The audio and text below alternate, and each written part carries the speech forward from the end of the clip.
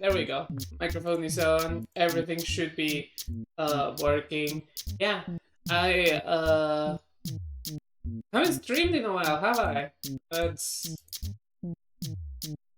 not amazing. I'm kind of out of the habit, so just as a way to try to get back into it, I've decided to stream today. It's a bit late, so don't expect a very long stream. I feel like I say that often, like, oh, I want to get back into the habit. But when I'm actually honest about it, it's more like I haven't really ever been into the habit that much in the first place, have I? You know, this has happened often enough that I probably should admit that, shouldn't I? Also, the taskbar shouldn't be visible here. That's not exactly a good look on stream. Where do I make that go? Like this. Okay, there we go. But I just happened to see a person who, Jesus, a person who does game dev on YouTube. And I was like, yeah, you know what? I did enjoy making games. Why did I stop, right?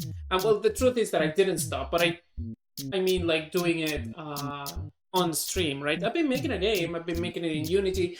It's been going well. But I've decided very purposefully to make that an off-stream project. But that shouldn't mean that I neglect the on-stream project, particularly because this is one that I think that does deserve the attention.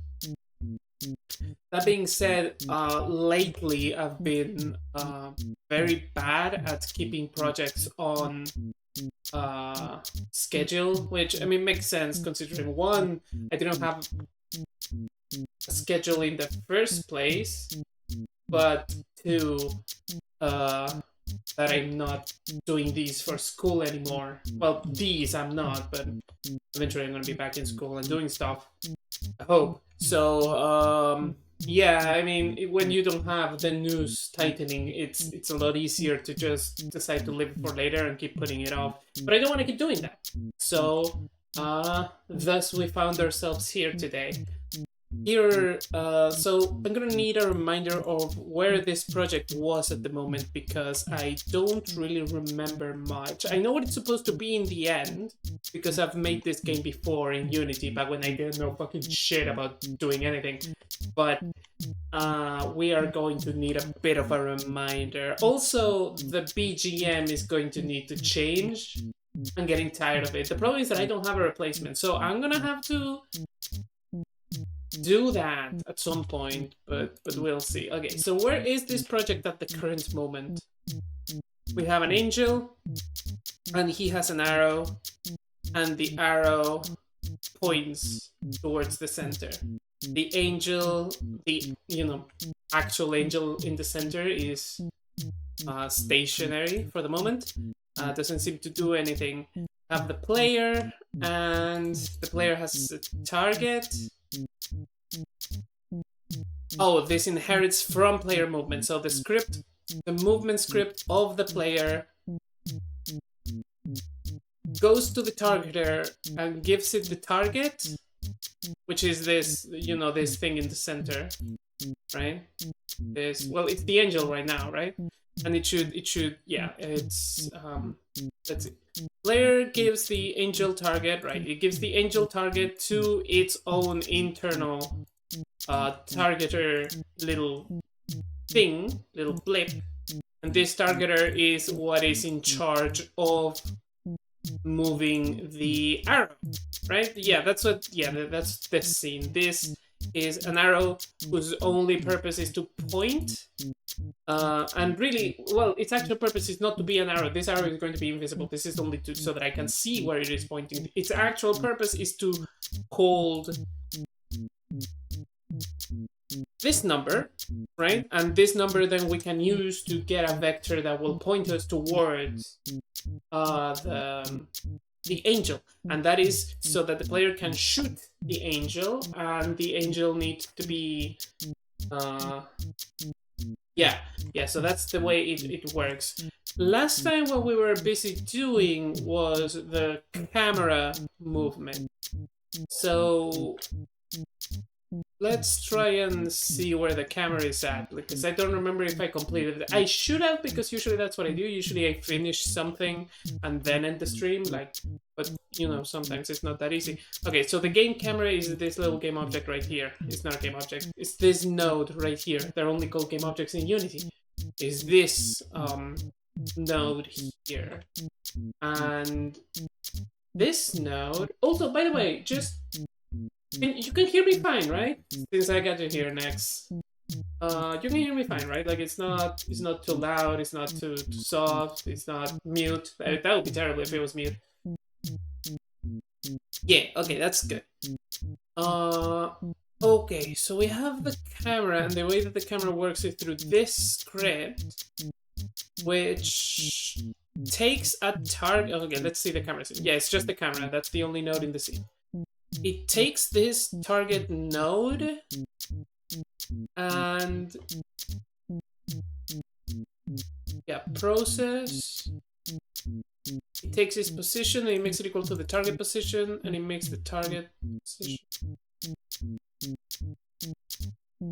Yeah, it makes it the target's position, and the target is the node that is the player, so it's going to constantly be trying to set its position at the target position and just constantly doing that. But if its position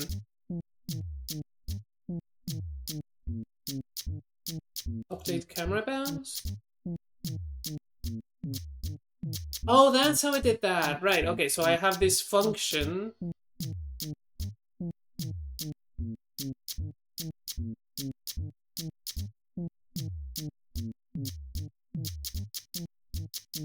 Right, so I have this on-stage borders updated, which is going to happen... When is it going to happen? On-stage borders updated. When is this going to happen? This is named as if it were a signal receiver. So who would be sending that signal?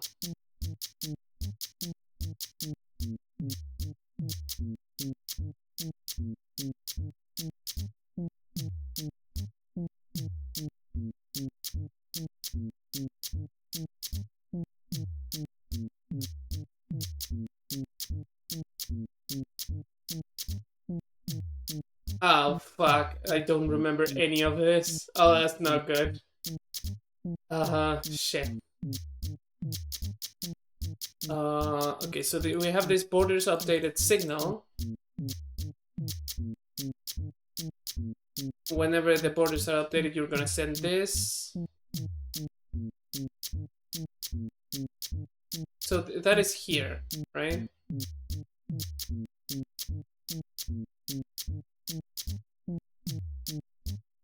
Is it this?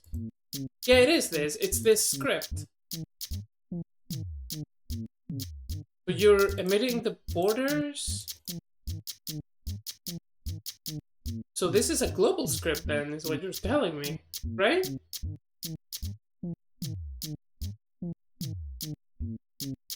Why would it be a global script?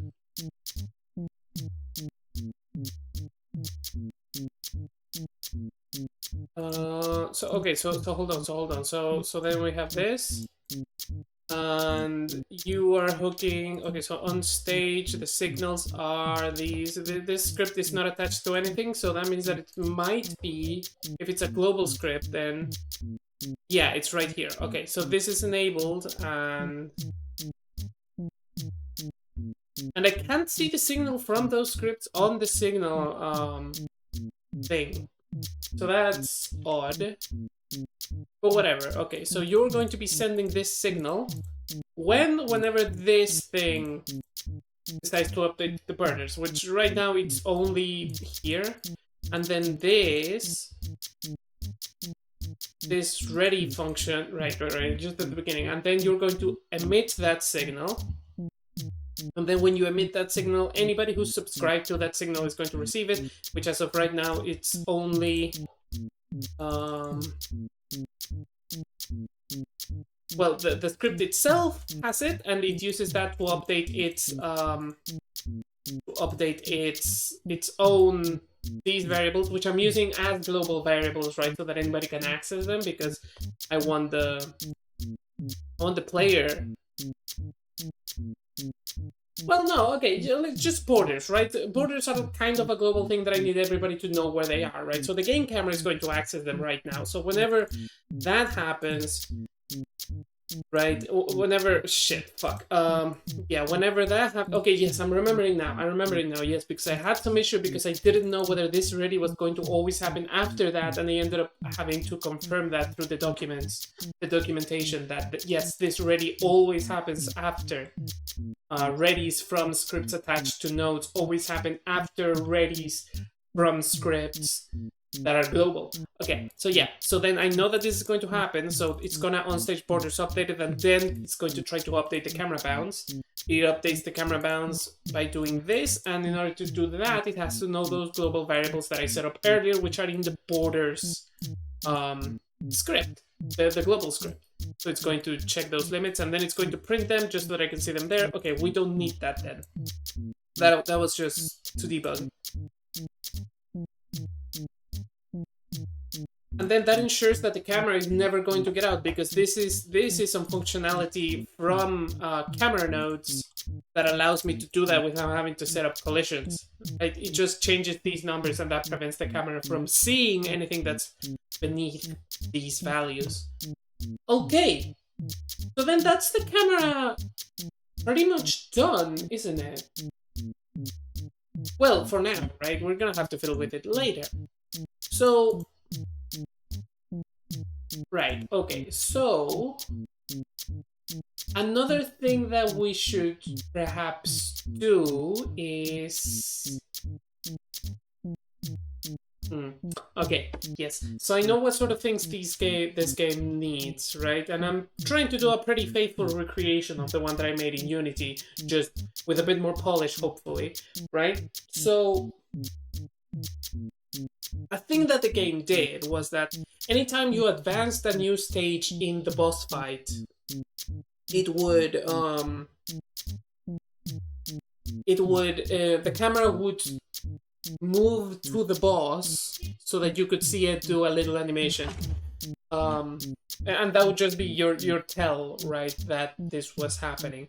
So the camera is going to need a method that can be called from outside, right, that allows it to do like this motion, right? And yeah, it's gonna need to be able to do that. So, right, so we have this camera, and this camera has a script that is that camera follow thing, right?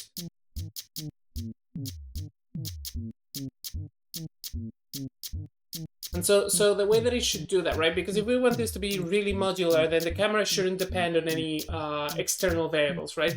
The camera should be past that focus signal from the outside, and then it should execute that focus through only its follow target and the thing that it needs, right? So immediately I want to make another script for that, which means that I should do another node for that, unless I want something that inherits from this, but I don't think that that's really something that I should do. So if that's the case, how should I handle this, right? Another node that's a temporary target that is capable of receiving that signal, and then upon receiving that signal, it'll execute the idea. So the idea is that this node doesn't necessarily know that a signal is being executed. That other node is just going to change targets with it. The problem that I find myself is that if I do that, then I can't set global positions, because the local position, the positions of the position parameters on these nodes are relative to its parent node. So, what actually is it relative to its parent node? It should be, right? Like, okay, hold on. Let me double check that is true. So if I right, the position here is 0973 on this down border. If I move the world border down like this, right, each position has changed and the down border is still 0973. Yeah, so the position is relative, right? So yeah, the issue is that if I make it a sun for whom the camera position depends on, that's going to make it so that that sun is going to be influencing the position of the parent and then the parent in turn, so it's going to just spiral out of control. So I need to either get that to stop happening or find another way to do this.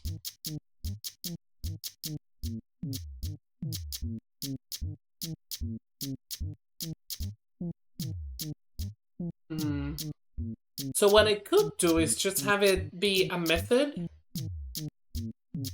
So I could make it so that this camera can have two targets, one that is a target and one that is like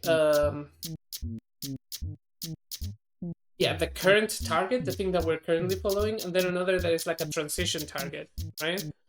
And then a secondary value that allows it to interpolate between those two.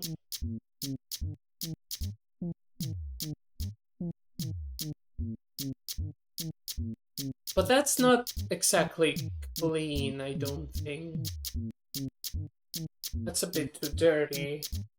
What I mean by clean and dirty is that it feels like it's giving the camera too much functionality that should be handled separately by separate components. So... well, maybe I'm stressing a bit too much about something that doesn't matter that much, right? Also, why isn't my model's mouth open? Oh yeah, because I didn't turn on the lights. I'm stupid. Hold on.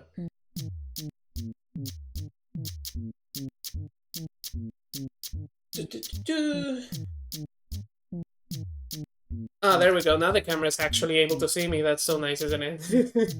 Yeah, now I can actually properly emote and stuff. Oh boy.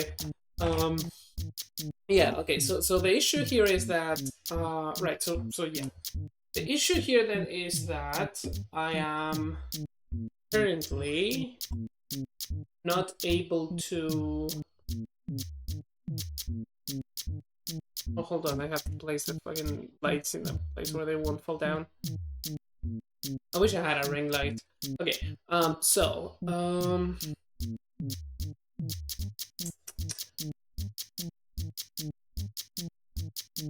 yeah, right. So the issue here is that the camera needs a way to transition to a different target, a different follow target.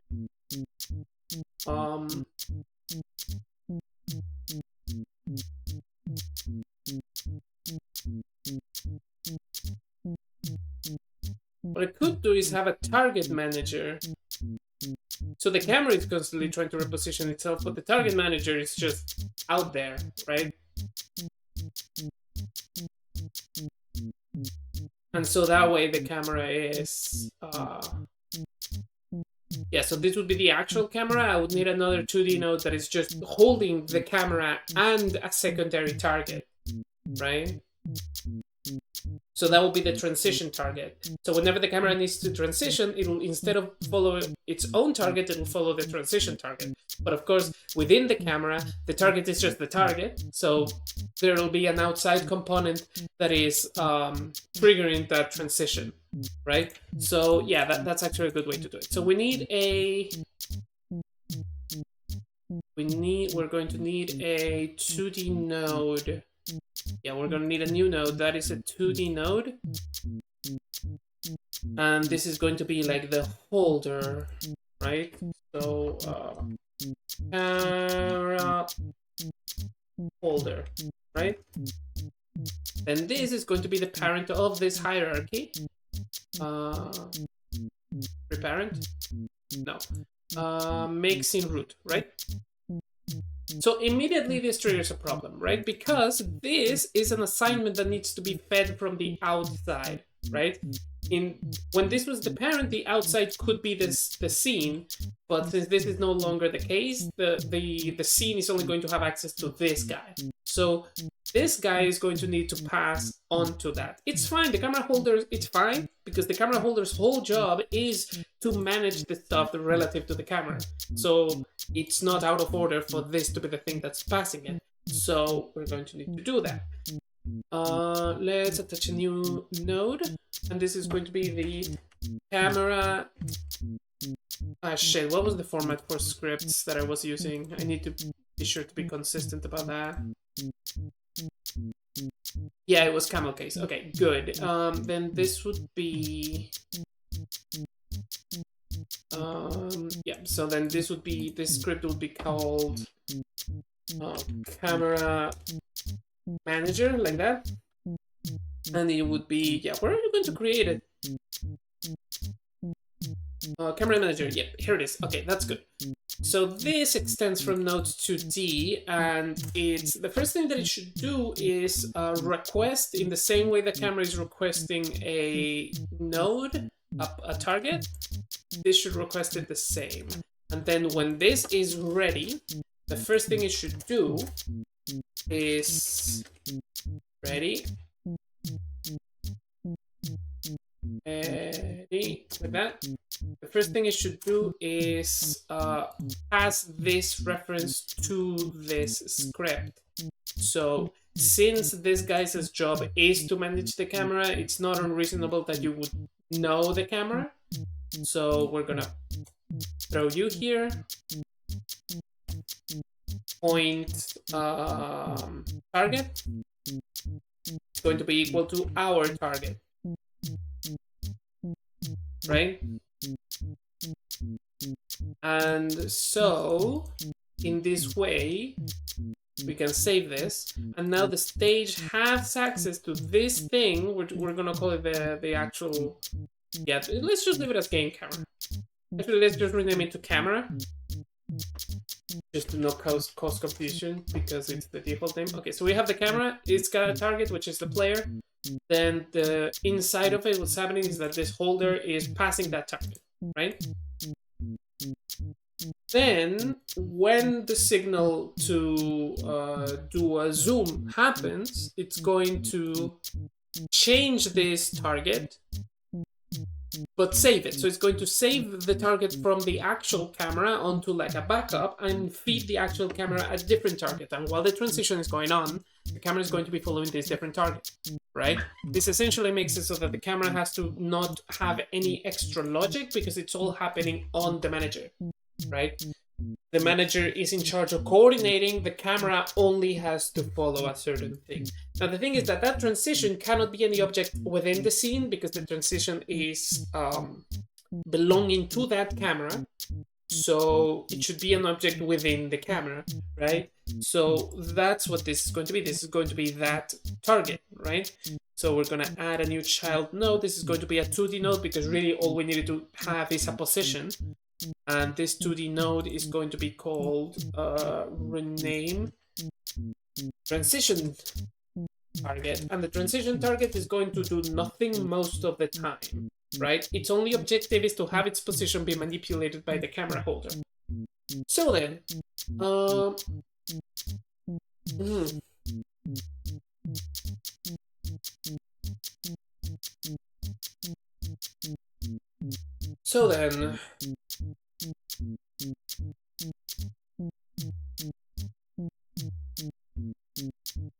the transition target shouldn't have a script on its own.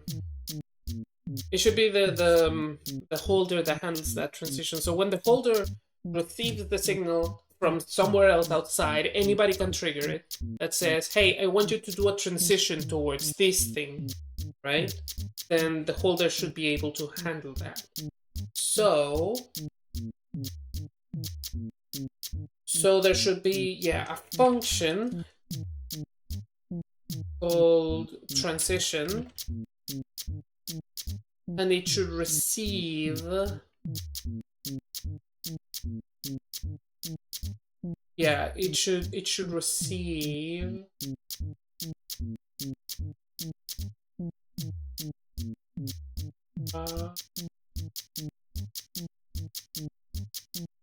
Void. And this should receive a couple of parameters. Let's just put passing here so that it stops crying. To receive a couple of parameters, yes, and those parameters should be, well, it should receive either a position or a node that itself holds a position, right? So a position can be handled as a vector too, because we're working on a 2D environment, right? Position or... Right, that's not how you write that, is it? Position vector 2, is it like that? Or it needs to be able to... Can I just do this? I know that this works in C#.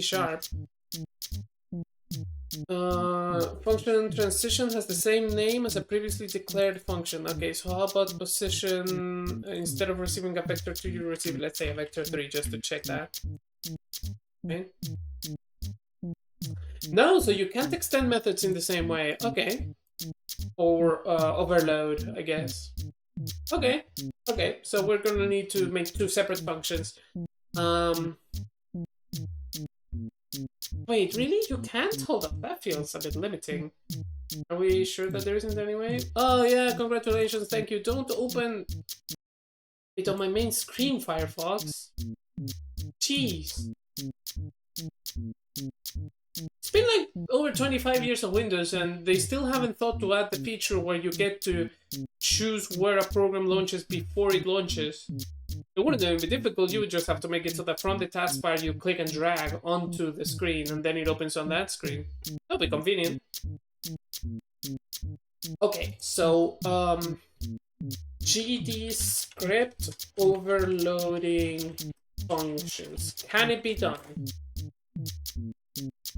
How do you overload a function from a parent class?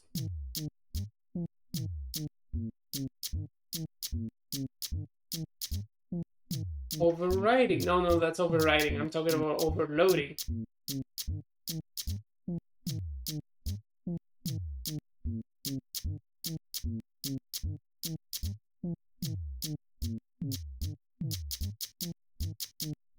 Oh shit, right, yeah, I forgot. There's no need to do overloading functions because type hints are just hints. They are not actual hard types. So even though this says that it's going to receive a position vector, yeah, no, okay, then let's just check, right? Yeah, position, any type.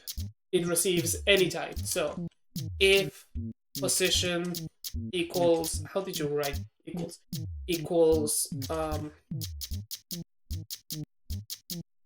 do I check type actually? Is it position point type? Would it be like that?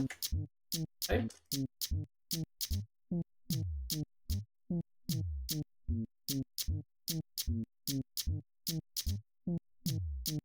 Yeah, because I need to do type checking here.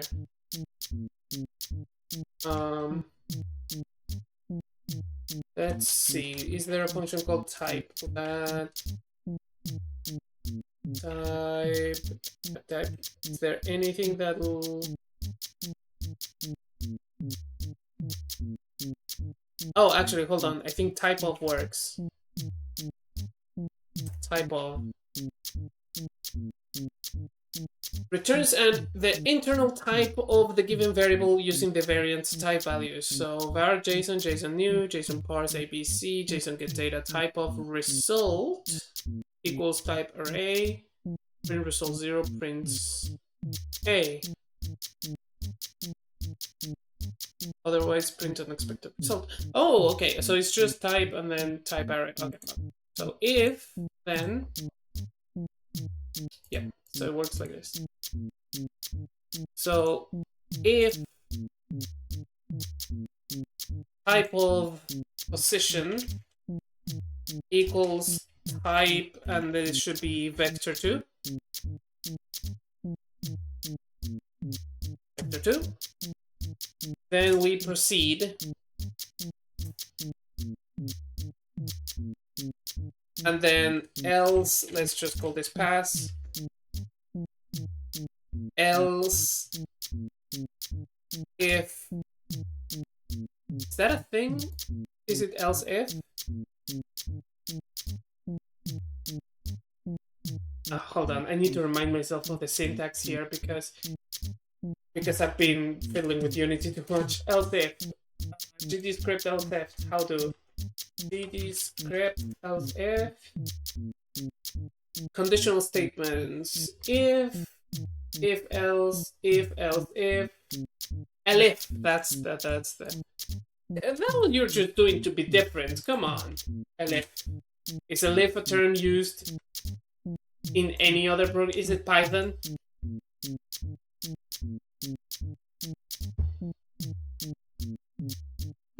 It is Python. Okay. Fucking goddammit.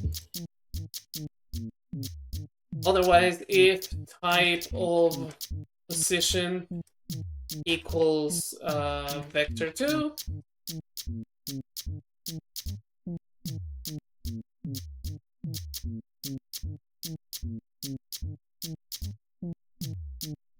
actually, rather than having an if on each and just have to execute the same function twice, type, it should be type node to D actually.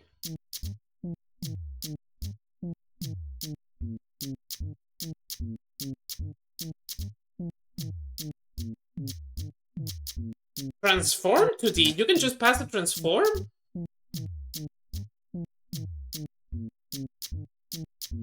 Well, fucking Jesus. Okay, then we'll just let it pass the transform. That actually makes things so much easier. But wait, actually. Is a transform the component?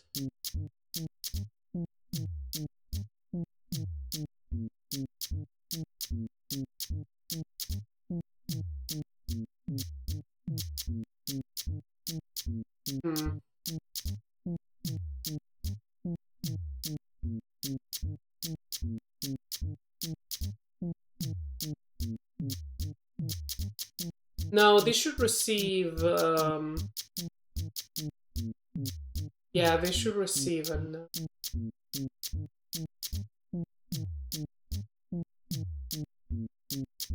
Yeah, they should receive, yeah, okay, no, yeah, they should receive either a node or a position, not a transform, right? Because the idea is that if it receives a node, then we can track that node, rather than... Okay, hold on, actually. I need to check something. I need to check the documentation here. GZ script, can I search? Nope. Let's see.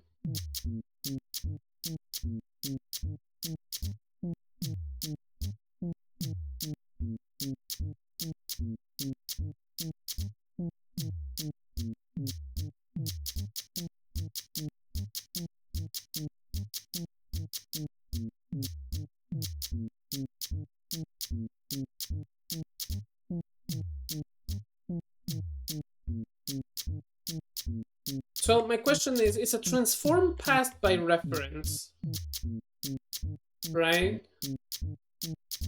Because surely not, right? Because the way it's phrased here, it says that it's a 2x3 matrix. That's like a mathematical construct, right? So presumably it's not actually a component of this, but rather just the numbers. So if it is passed by reference, that means that once I pass it to a thing, it is not going to remember these values once I change them. Or rather, it's going to remember those values regardless of whether I change them here. So if that's the case, then there's no extra usefulness added to passing a transform, right? As opposed to passing a node.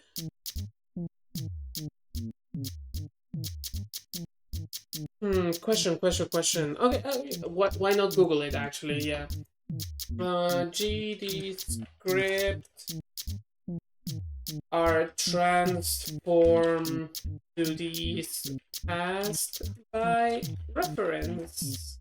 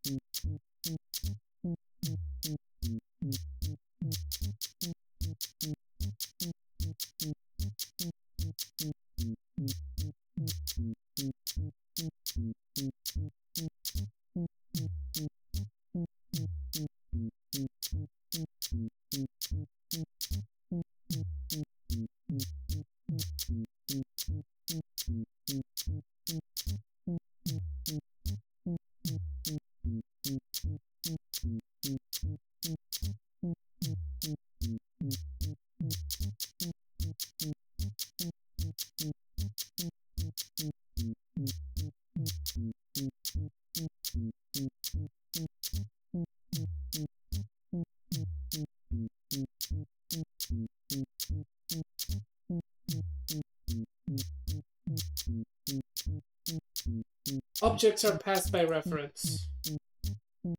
So the question is a transform an object? Built-in variant.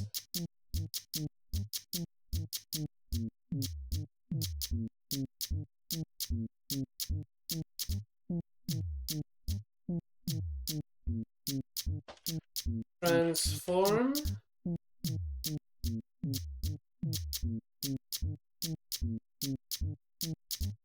No, they're not. They're not passed by reference. Okay, that's good. That's good that I checked because now I know. Okay, so then there's not any use to passing by transform to the other than just maybe giving the option and like whatever. I don't care. So it's going to either pass a vector to or it's going to pass the original position, right? So it should be vector 2 or the node. I mean, it's either going to pass the actual node or the position, right? Actually, that's not a real thing, is it?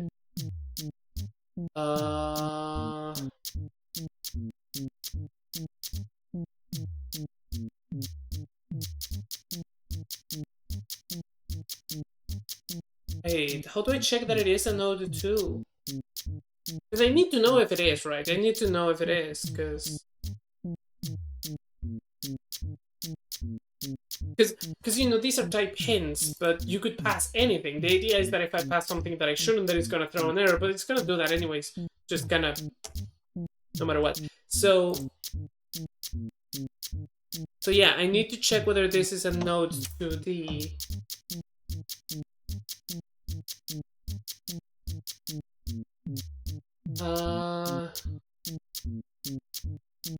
well, fucking Google, help me again. Type checking a node to the in Godot. How do we check a node's type?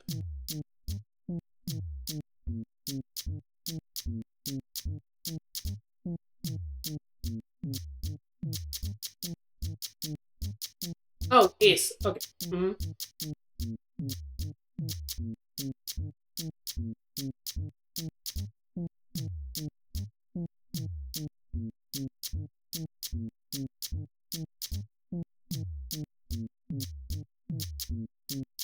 Oh, okay. Okay, so there's two ways. One which checks for anything that inherits from it, which is what I want, and one that doesn't. So basically, if position is node 2D. If the position is a type of node 2D, then it's going to do something. If it's not, then it's not, right? So the idea is the camera holder is going to have... Yeah,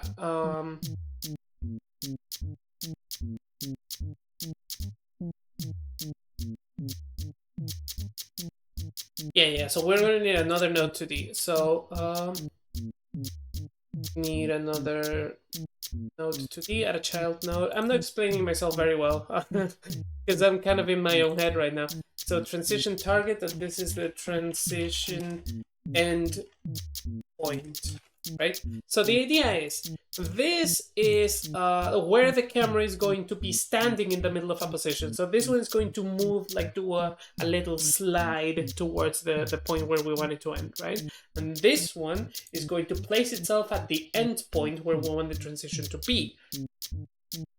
Problem being that, yeah, the problem being that,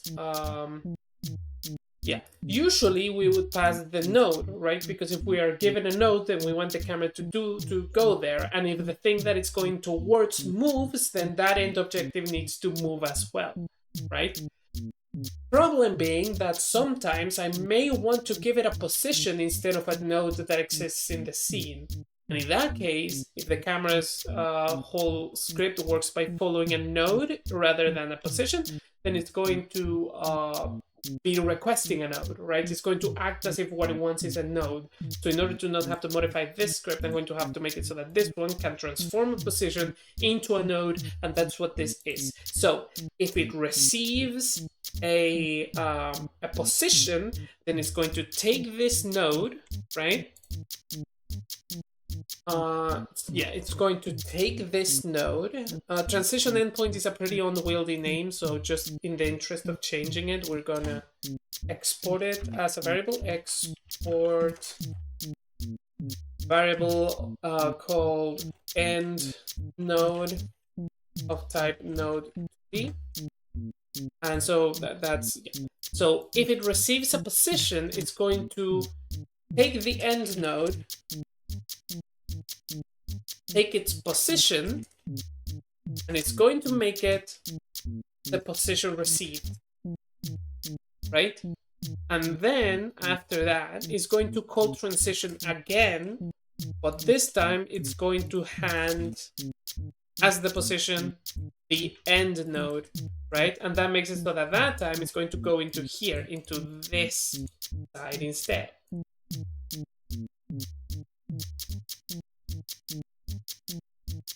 But except no, actually we can do that without having to rely on iteration, right?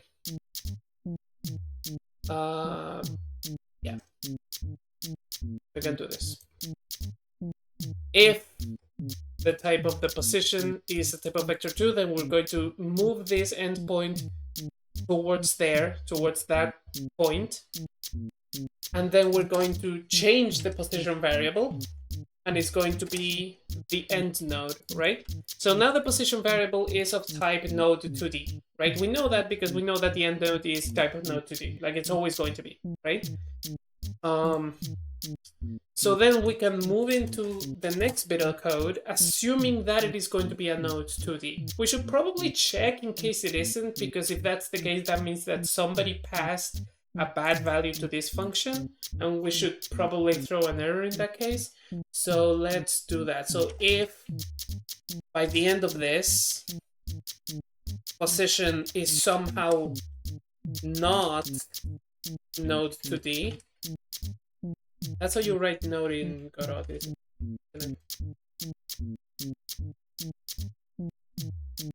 Oh, yeah, but you have to do it like this. If position is not type node 2D,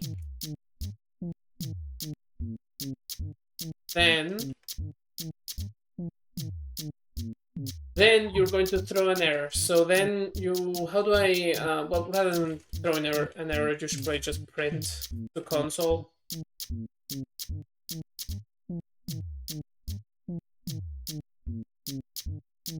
Unexpected transition target passed, right? And that's gonna let me know that somebody did something wrong, that somebody's not using this in the way that it should be. But then if that isn't the case, then we can keep going, right? We can just actually do what we're supposed to do.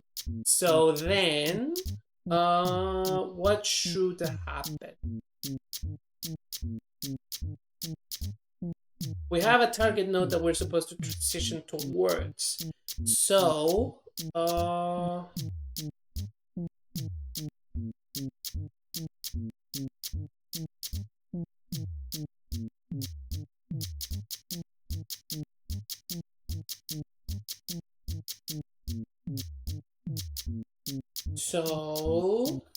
but it probably helps if we do this more modular, right? Doesn't it? So let's have this transition target be have some script that will allow it to move, right?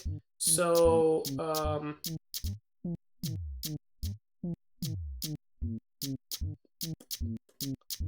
so, hmm.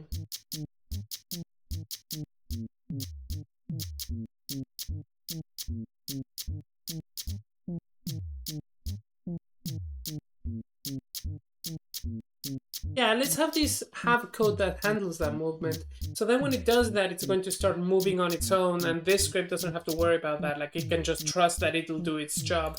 So then all it'll do is just set up the transition target. So let's just do that. Set up transition target, right? It doesn't know what that is because I haven't coded that yet, but that's fine. And then it's going to wait for the transition target to tell it, hey, I'm done, right?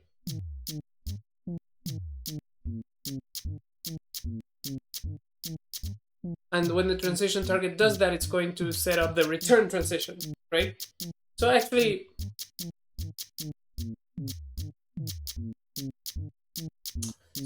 yeah. Because I want a very specific motion, right? I want it to go in, stay for a bit, and then go out. And that requires 3 very specific timings, right? How long is it going to take to go in? How long is it going to take to go back?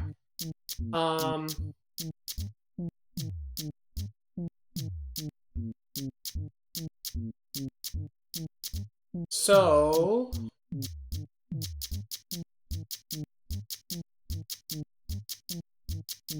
I will say, I'm finding Godot a lot less freeing than Unity. But I assume that's because I don't know how to use it as well.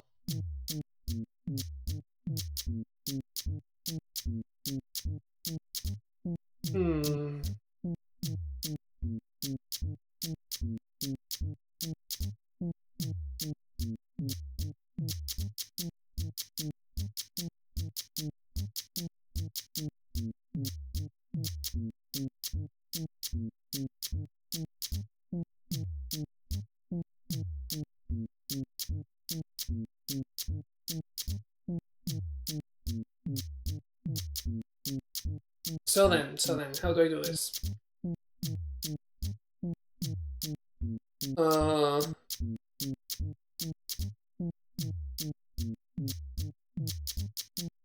Here's what I'm considering, right? Should the transition be a thing that is just told to the camera, like you just say, do a transition, and then the camera does it? Or should the camera... No, I've thought of a better idea. Okay, yeah, so... But the thing is, I want to coordinate... I'm going to obviously want certain things to be coordinated along with these camera movements. And so I was thinking, like... So should there be a director outside of the camera that has control over the whole scene, and then when the camera finishes doing one of these things, so then it is giving the camera those timings, right? So the camera then shouldn't need any of these timers.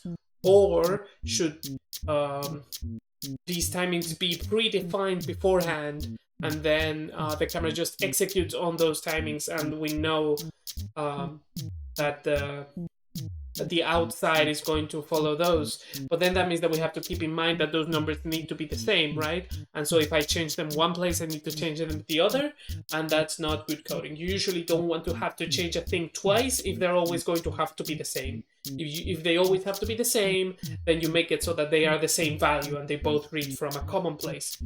But there's a better way to do this, which is that I have the camera hold the timings, but the camera sends a signal to this hypothetical director who's going to have to be coordinating things.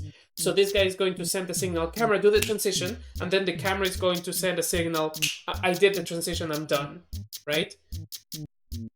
So that's what we're gonna do. We're gonna have to set up the signals to work in this way. So that means that the timings can be handled by the camera. So the camera is going to do this transition. Actually, rather than calling it a transition, let's call it a because I want to be really clear about the terminology, right? So I want the transition to be like going from one spot to another, and this is not coordinating merely a transition, but rather two transitions, because it can go back and then forth, right? So then this is going to handle two transitions. It's going to be called focus. We're going to call it focus, right? Because it's like the camera is focusing on something else for a couple of seconds and then coming back. So this is going to initiate a singular transition, right? So what focus does is it should start. Yeah, we're going to need a timer. We're going to need a child node, and this is going to be the timer, right? Timers are this wonderful game object because they're this wonderful node, because you can just give them a time and then you can tell them begin, and it'll consume the time and then send the signal, right? So we're gonna set it up as 1 second. We're gonna set it up as 1 second. Now, because I want to allow for those three timings to be different, I'm going to have to set up this like this. So we're going to need three values: export variable, in, we're going to call them in and out transition. So in, stay, out, right? In time, int. We're going to need, actually it shouldn't be an int, it should be a float, shouldn't it? Float. So we have these three values: is in time, stay time, out time, right? So we're going to have these three values, and what it's going to do is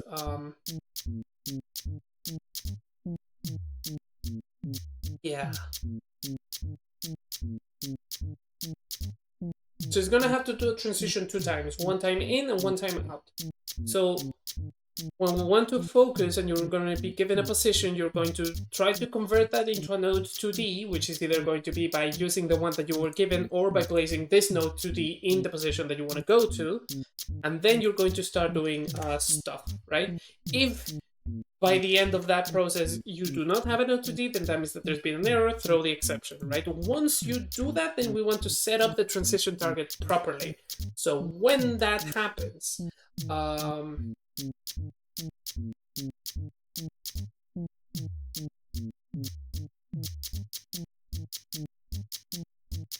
that's a good question. When that happens, what should happen? Well, first of all, the camera needs to change its following target to this transition target, right? So,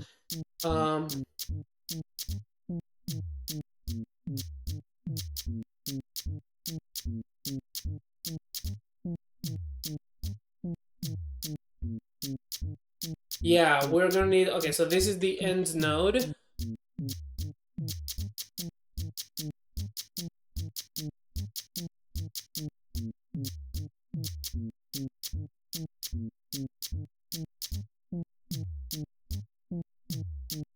We're gonna need we are going to need a backup. Going to need a backup. This one doesn't need to be exported because it's only internal to the thing. So variable backup camera target.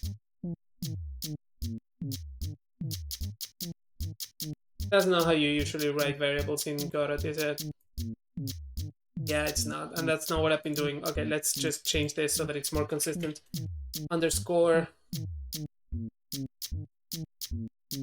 a time in time and node target, and then this is backup cam target. Let's just do cam. Then this is end node. Then this is end node. Right. So,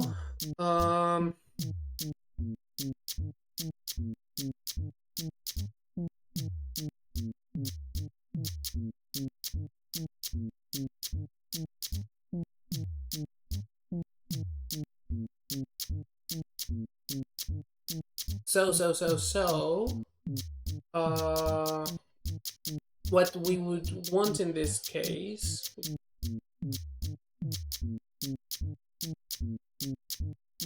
fucking hell, I looked at the light and now I'm blinded. Okay. So, yeah, what we need to do in this case is to have a thing.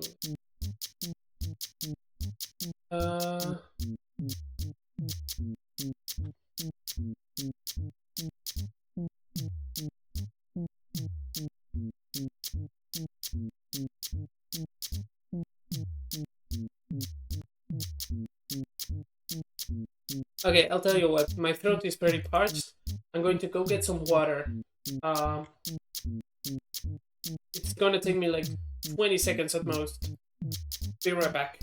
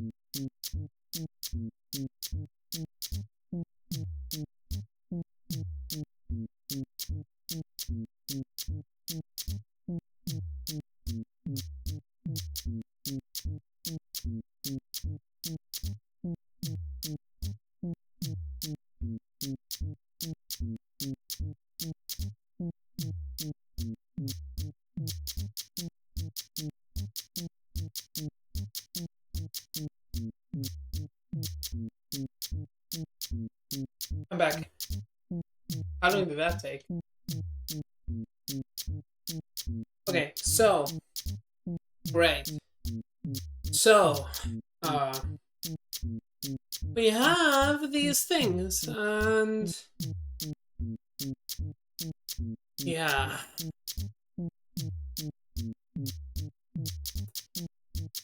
So, because the thing is, since I want two transitions to happen, then I'm gonna want a common method that can change those things. But I'm kind of stuck on exactly when should the things be put into that common method. When you start a focus, what you should do is swap, right? So yeah, we have the backup camera target, and we're going to first do that backup. Since that backup only needs to happen on the in transition, because on the out transition is when we return to that backup, this backup is going to be outside of the method that does transitions.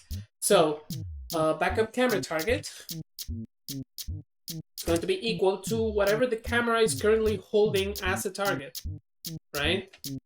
Point target.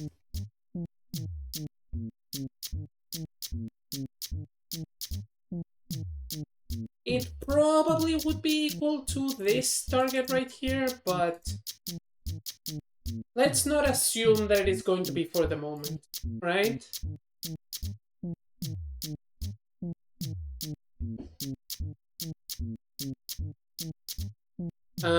So then, when we have that backup, then we can set up the transition. And the transition is going to be towards the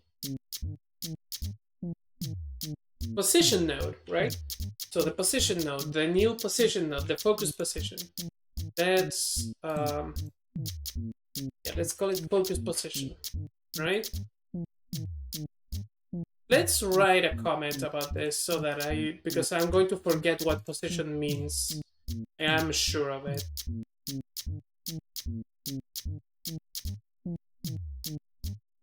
How do you write comments in Godot? It's like this? Yes, it is. Focus position is either a node to D or a vector to.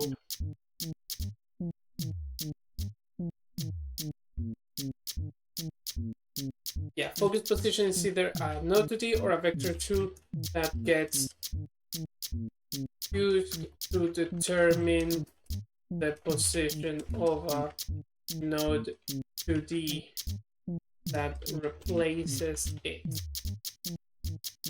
So the idea is by the end of here, so here we know for fact that focus position is a vector, is a node 2D. It's a node 2D now, right? So then, focus position. We now set up the, we have the backup camera target, so we are at no risk of losing it. This will be restored on the return position.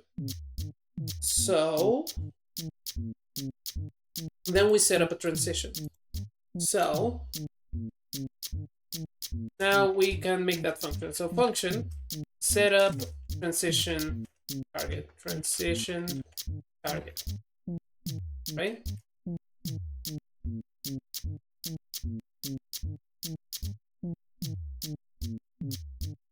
Void. And here we know there is a node 2D, so we can just actually use the hint.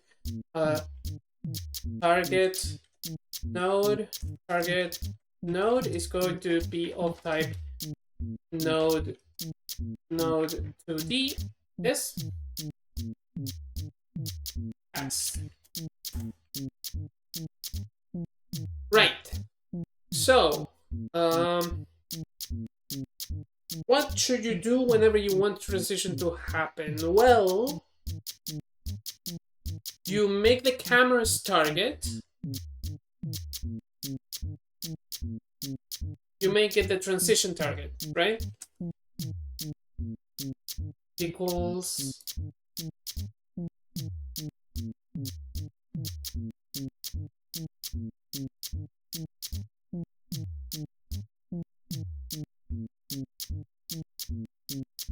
just the transition target, right? So now the camera is going to be following that target. Then you tell the transition target to begin doing a transition. It will know what to do when that moment happens, right?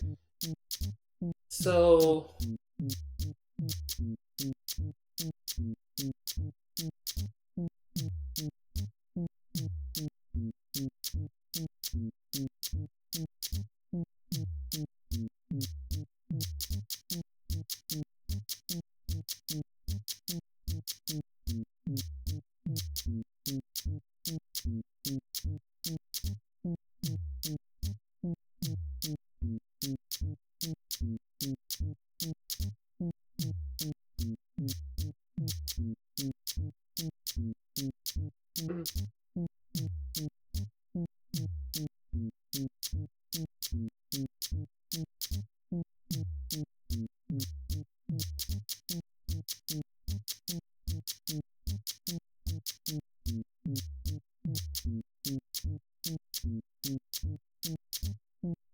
yeah, it will know what to do. So then you can just tell the transition target to do its transition. So transition target, transition. And that is going to set the transition target to begin listening to the timer's time and use that to set up its position, right? Because that way we can make the transition as fast or as slow as we can. And then, once that has happened, we tell the timer to set itself up, set itself off, for which we are going to need to know how to handle the timer in the thing. So we need to know this value. So a node to D, not a node to D, it would have to be a node. Where's the timer? Timer. Here. The timer is probably going to have a method that lets me start it, right? So one shot. Well, no, these are variables, so we need methods. Is stopped, start, and you give it the time. Start.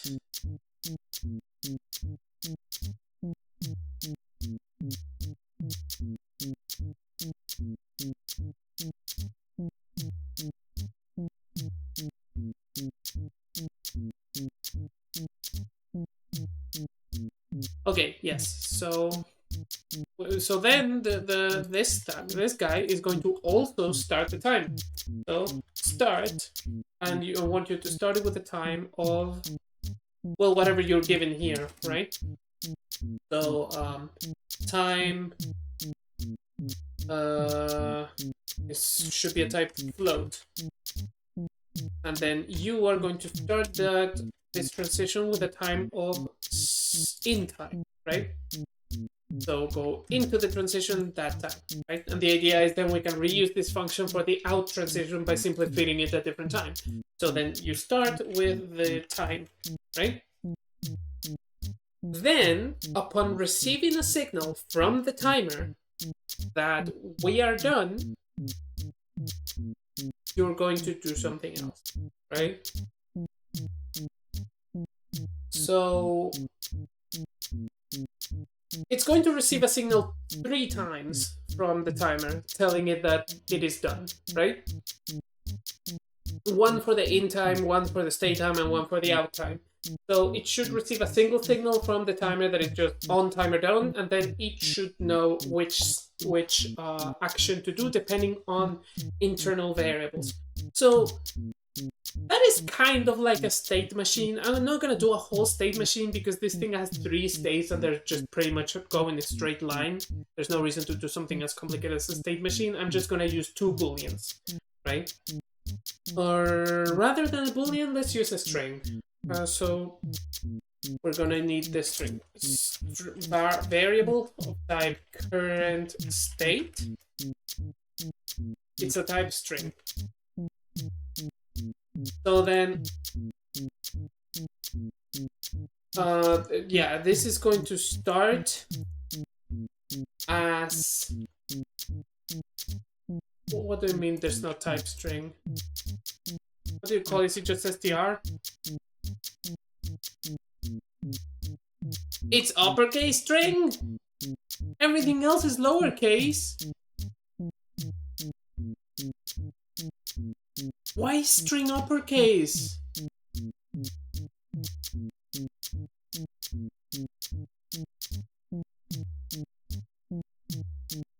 I don't get it. Why? Who made that decision? Fuck you! Okay, whatever. So the current state is going to start as nothing, right? Or no transition. Inactive, let's just call it inactive, right?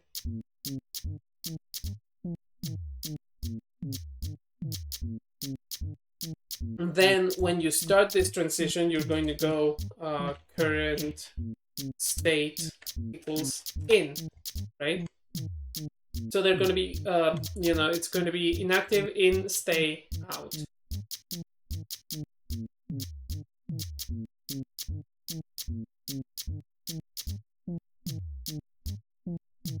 Right?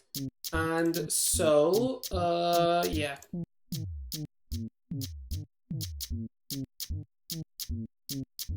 So then, this is going to be, yeah. You're going to go in, right? Then when you receive a signal from the timer that says, I'm done, then you're going to just do another thing. So, the timer, when it sends a timeout signal, we're going to connect a method to the camera holder that is called onTimerTimeout. Yes, like that. So when the timer receives the timeout signal, it's going to do a thing. First thing it's going to do is it's going to check if current state equals in. If that is the case, then it's going to proceed to go into the stay portion of what it's going to do. So what it's going to do is it's going to do nothing for a little bit, start the timer with this time the state time, right? And then it's going to set the current state as stay. So basically it's going to do nothing for this long, right? And then when it finishes, and it's going to change what this variable says. So then the timer is going to send another signal saying, hey, I'm done. and then we can, yes. If it does nothing, then the camera is not moving, so that's good, right? Then it's going to enter into this function again. It's going to check, is current state in? No, it's stay. We changed it here just now. So then if it is stay, then I want you to do something else. Current state equals stay. Is it stay? Yes, then I want you to do another thing. First of all, let's change the current state to out, because that's the transition that we're going to do now. Out.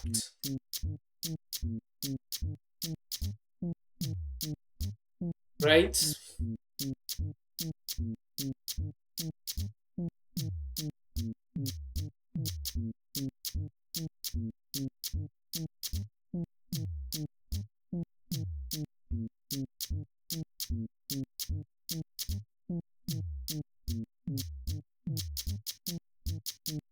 Then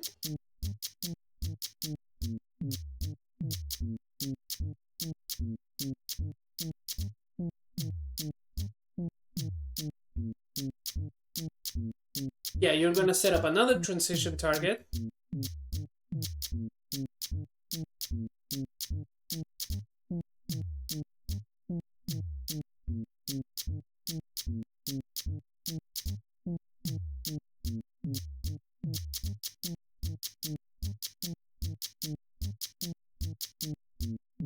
Yeah, I didn't set up this. I didn't make it use this. Well, that's fine, because that should be passed here anyway. Like, it should be the transition target that deals with that, because it is the one that is in charge of setting the position. All that this has to do is telling it what the position actually is. So, yeah, it should be. So then when the out position happens, I want you to do this again, but this time instead of a focus position that you get from something else, it should be the return position. So it should be the backup camera target, this one, and the time should be the out time rather than the in time. And that means that we can have 3 different times. Although I'll probably have them be the same, but if we want them to be different, we can allow for that, right? And then it'll do that, and then when the timer happens one more time, which is gonna happen here, then all I want you to do is remember that state equals out. Then when that happens, what you should do is just set the current state as out, no, as inactive, and set the camera's target back to the backup, right? So it stops following this transition target thing that we were doing. So camera, so game camera point target must be restored to the backup. So that way, the whole transition is being carried out by other objects, and the camera never has to be aware of a single thing. As far as the camera is concerned, the only thing that is happening is that it has... Wait... What?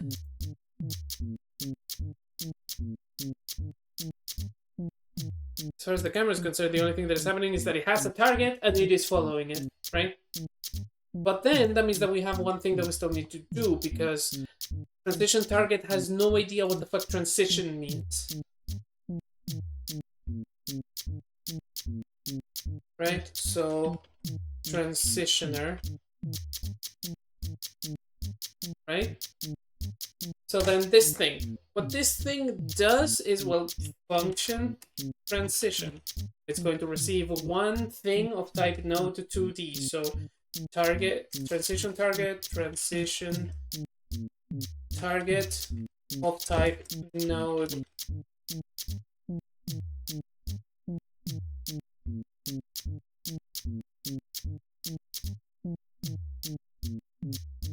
So, this thing is going to be watching for the timer, right? So it's going to be watching for the timer because it's going to need to know how much time there is left, right? So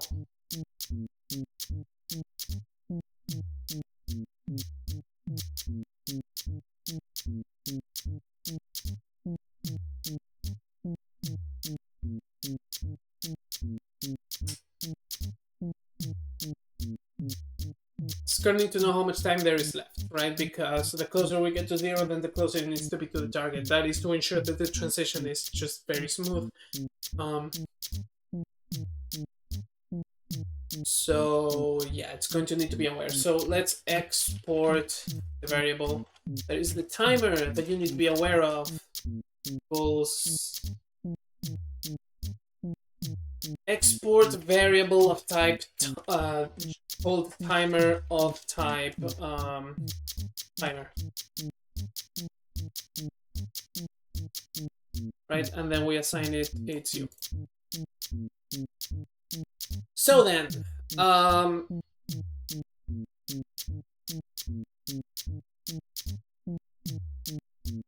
that you know what timer you're supposed to be following, when you receive the signal to, yeah, we're going to need a boolean that is going to tell it whether it's currently in transition or whether it's not. Because if it's not in transition, then I don't want it to be changing its position. That's just useless computation. So we're going to need a boolean that is variable transitioning is of type boolean, and it's going to begin as false, right? Is it just bool? Yes, it is. Okay. And then on ready function ready, it is it's going to set transitioning as false, and that's just the end of that. So then, when you receive the signal that you are about to listen to a transition, you should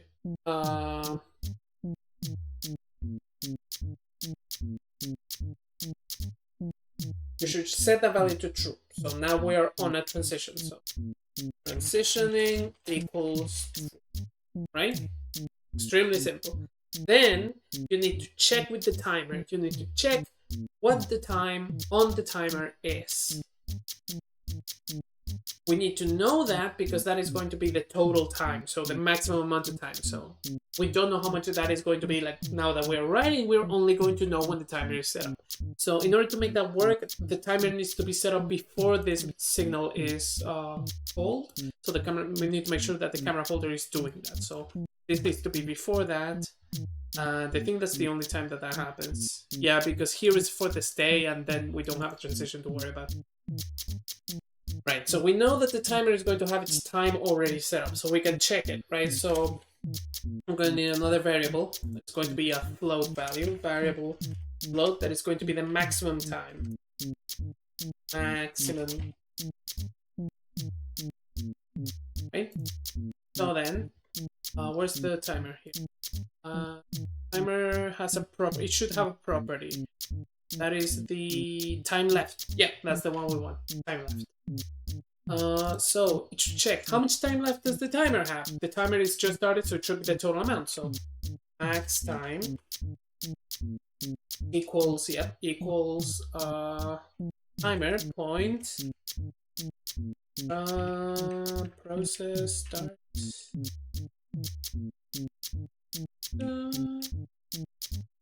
Time left.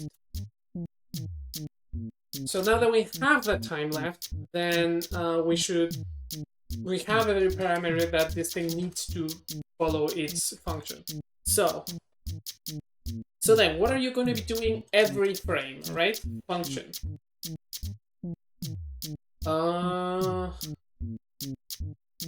What's it called, this function? It's ready is the start, and the update, I think the update is just called the no, it's the process. It's the process. It's called the process. So, process. So, on process, what you're going to do is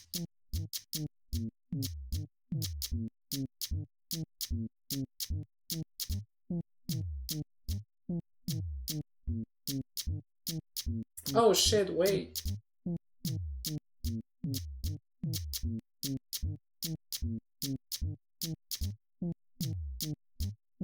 Yeah, I can't do alert if I don't have the starting position. No, you can, because then the starting position is just the current position, isn't it? Hmm. Still sketchy. Okay, hold on. I have to go to the restroom, so give me 1 second. Be right back.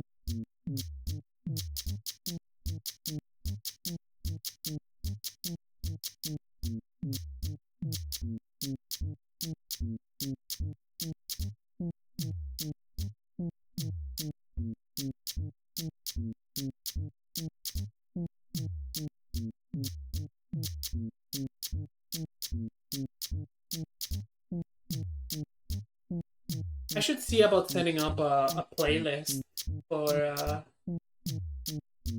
Can you hear me? Yeah, you can. I'm just setting up a playlist for these streams because it gets tiring hearing the same music every time. Probably, right? Certainly would for me. Yeah.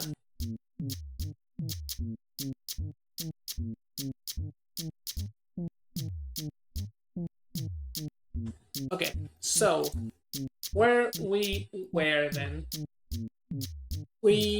yeah, on the process, this thing is going to be changing its position depending on the time that the timer is throwing. But that should only happen if this variable is true. If it is false, then you should do nothing. So if transitioning, if not transitioning, then pass, right? I think that's what pass does. Pass just ends the function. Oh, I can click it. Okay, what does GD script? What does pass do? Because I don't want to find out later. Pass GD script.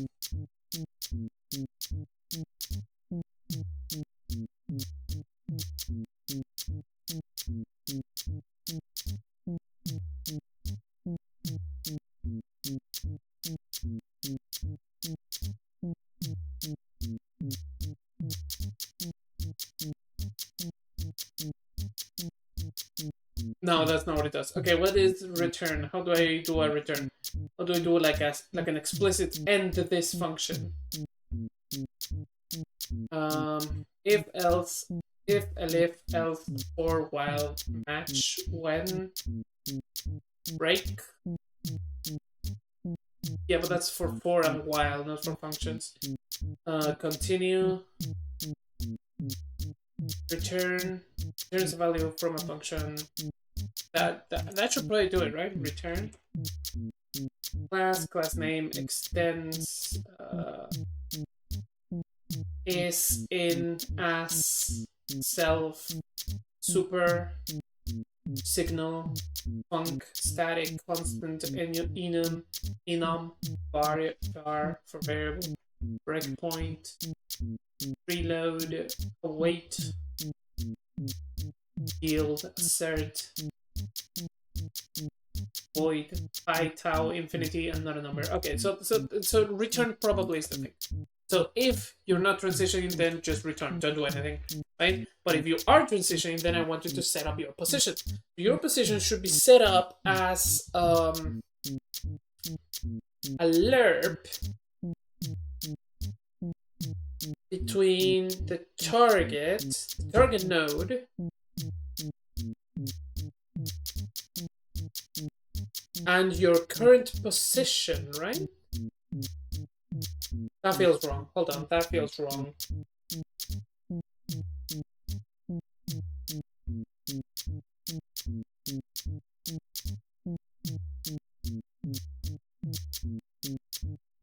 Because if it's the current position, then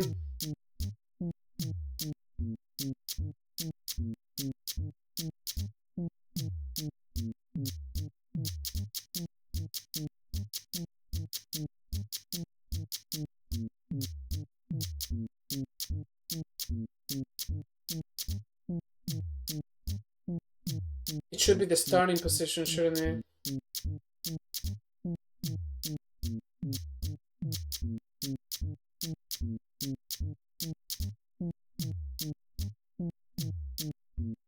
But then your starting position should also be set.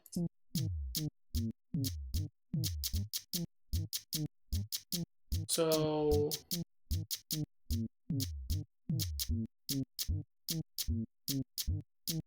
yeah. Yeah, so we need a starting position and end position. So yeah, target node, start.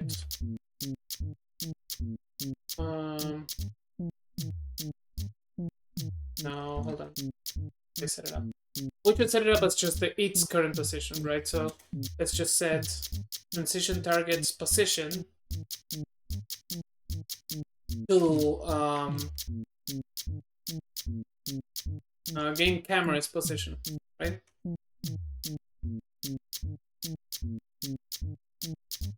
No, not game camera's position. No, yes, game camera's position, because game camera is going to be following at the end anyway. So yeah, that's what we want. So yeah, you're going to be set up a position, and then when the transition begins, you're going to save your current position as the start position of the transition. So yeah, so we're gonna need that. We're gonna need that start position. So variable start position. Let's just call it pos, and it's going to be a type of vector too. Right? This is just a position. It doesn't need to be like anything. So then you're going to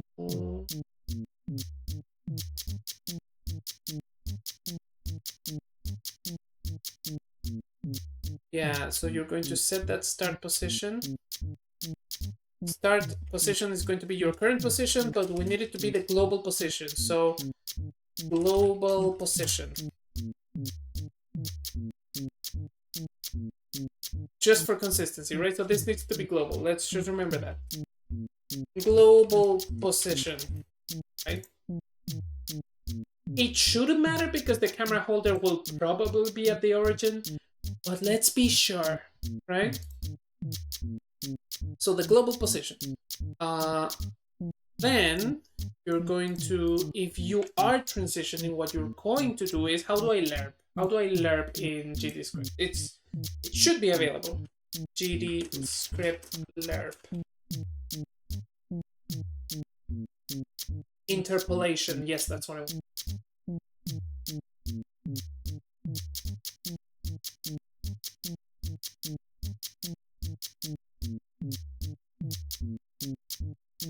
Vector interpolation. Vector types can also be interpolated. They come with handy functions to do it.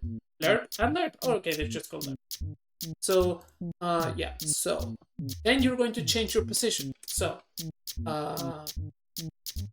position. No, it's global position. Global position is going to be equal to vector2 point lerp.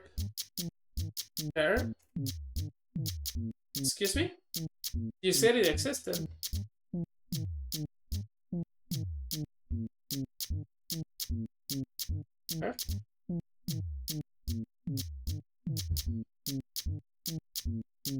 Okay. So lerp is a function that takes two. What do you mean two? What about the from? Oh, between this vector, so I gotta give it a vector. Okay, that's fine because I already have the thing stored at the start position stored as a vector. So I can be start position lerp. So lerp from start position to end position, which is going to be the transition target. Well, it's going to be the position within the transition target. So we're going to have to save that as well. It's going to have to remember it. So variable transition target it's going to be equal, it's going to be a type of node to D. It's important that this is a node to D because we need to allow it to move between during the transition, and the camera needs to be able to follow it, right? So then we're going to save that node. So transition target. No, this is going to hide this variable, so they need to have a different name. A saved target, right? So the saved target is going to be equal to the transition target that you've just been given, right? And then we can use that to get the position. So from the start position, you get the saved target's position, and the value needs to be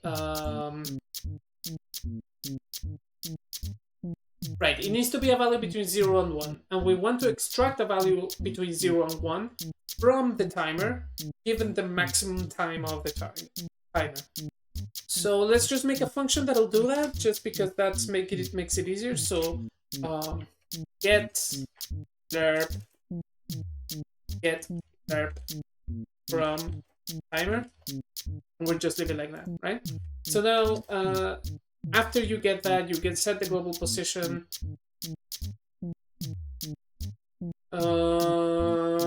That should be it, right? No, we want to end the transition when the timer sends a signal. So this signal should also send one connect to this transition target. So when the timer times out, you should basically do the opposite of starting the transition. So save target, we make it null because we don't have a need for it anymore.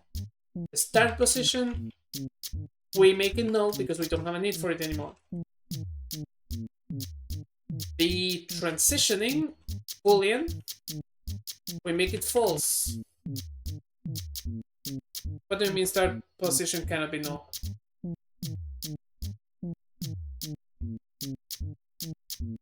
Okay, fine, then make it the empty vector then. Vector 2.0. Make it the 0 vector then. That's just to signal that it is over. If transitioning is false, then none of these should matter, but let's just leave them uninitialized so that, you know, so that they can be more consistent in the behavior, right? So that they work the same as if everything was an initialized transition. And then max time, it's gonna be 0, right? 0f, just 0. Yeah. So then we need to define what this function is going to be. So get lerp from timer is a function that is going to return a float value between 0 and 1. And that value is going to be dependent. So it's basically just a normalized value. So it's going to take this max time value, it's going to use it. So it should be, this is just running a formula, right? It should be taking the value of the timer, so timer point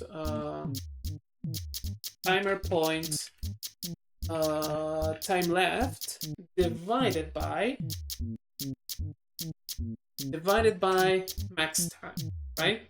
I think that's gonna give us a value from 1 to 0 that depends on the max time. So when the time left is as much as it could be, then it's going to be the same as the max time, and that's going to be max time divided by max time, number divided by itself, that is 1. When time left is a half of max time, there is going to be say the max time is 2, then time left is going to be 1. So 1 divided by 2 is 0.5, and it's going to return that. So that's 0.5. That's what you would expect. Yep. That should work. That should work, right? So that gives us a value that essentially normalizes this value, right? So it puts it between 0 and 1. And since max time is being changed every time that we start a transition, that means that on longer times, this number is going to decrease slower, right? And it's always going to be in the range of 1 to 0. So then, oh, yeah.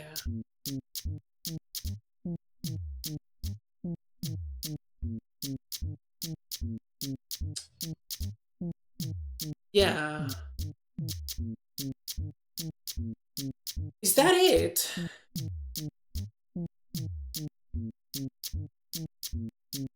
Did that do it?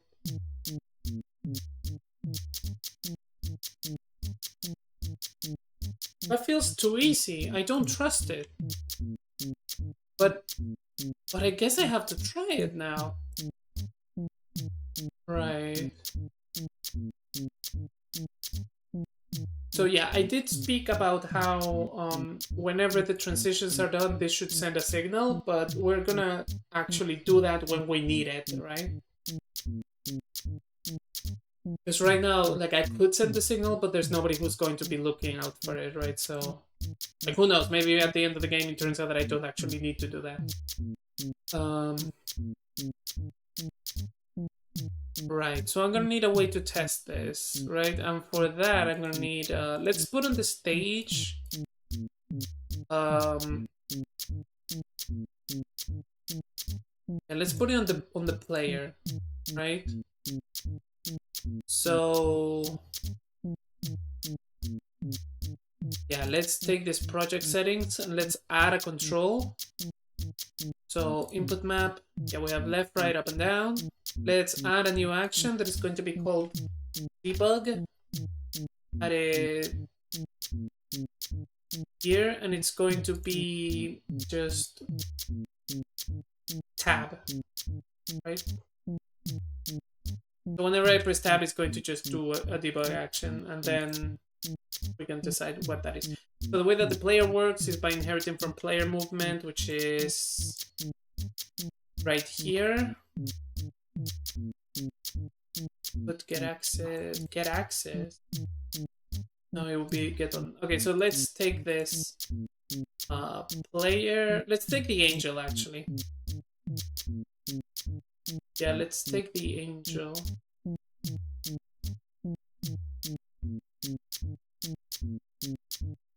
Actually, let's just create a new node and we're gonna call it the debugger.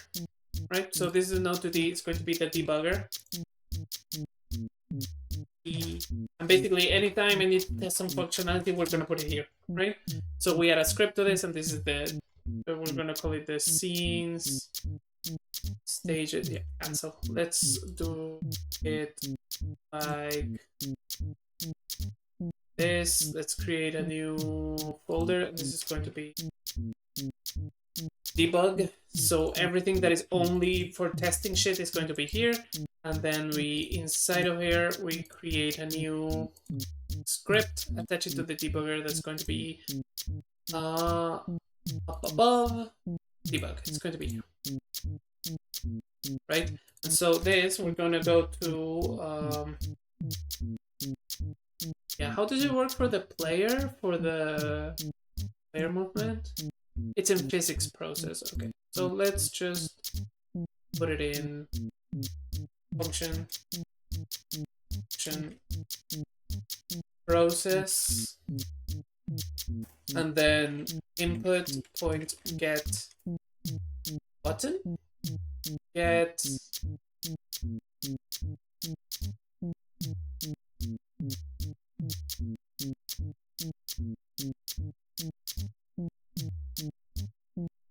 wait, really? How do I get a button press?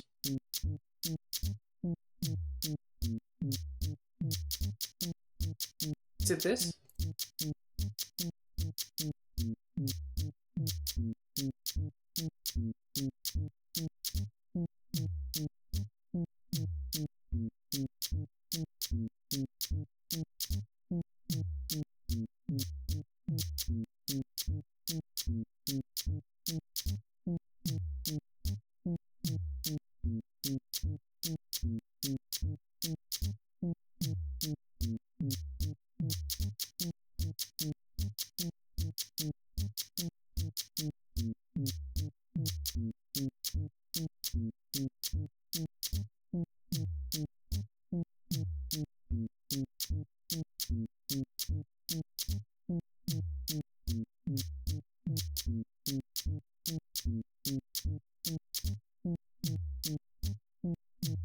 Oh, okay, so let's just do that then. Get action just press get action just press.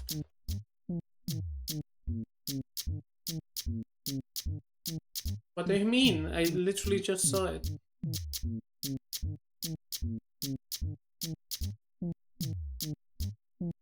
Oh, is action just pressed? Okay. Is action just pressed? And then if the action debug is just pressed, then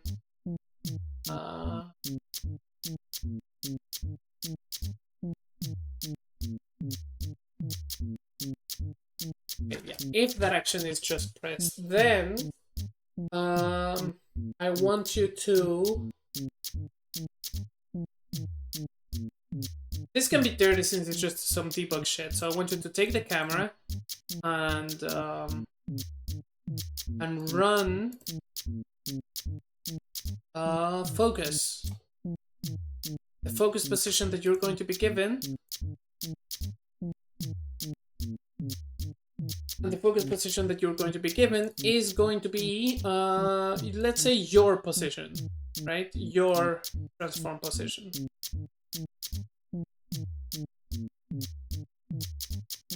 And then we can go to the scene and take this debugger and put it somewhere stupid like here. And we can try it out. So when we press the tab key, everything fucks up and dies. Fucking hell. Well, at least the debugger worked. What happened here? Invalid assignment of property or key. Position with value of type vector2 on a base object of type nil. Oh, I forgot to set up a bunch of variables. Fucking, yeah, that would do it. Let's go to the camera. Yeah, first of all, let's stop this. Then your target should be the player. That's set up from outside. Your end node should be the transition endpoint. Your in time should be, let's say, 1 second, 2 seconds, and actually let's make it 0.5 seconds, 1 second, and 1.5 seconds so that we can test the difference in timers. We can have that is the camera holder. Then the game camera has as its target is set up from the camera holder, is it not? Yes, it is. Transition target has this already set up. Yeah. So then from the outside, the only things that need to be set up are these variables. So in time should be actually, yeah, should have that.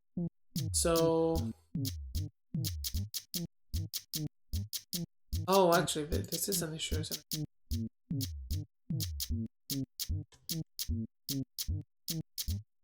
Yeah, fuck it then. Don't export these. Don't export this one because this is an internal thing. So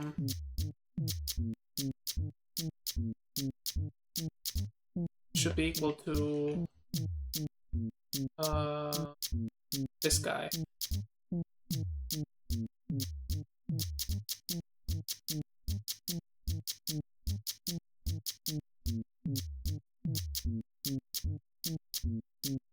Oh.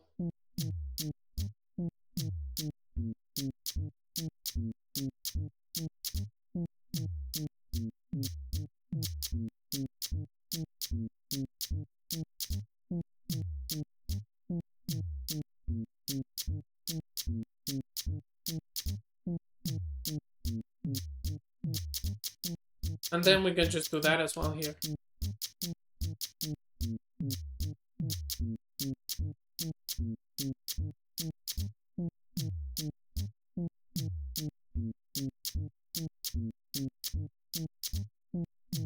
Like that.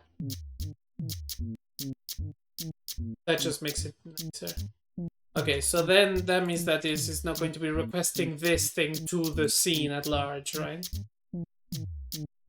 Okay, second try.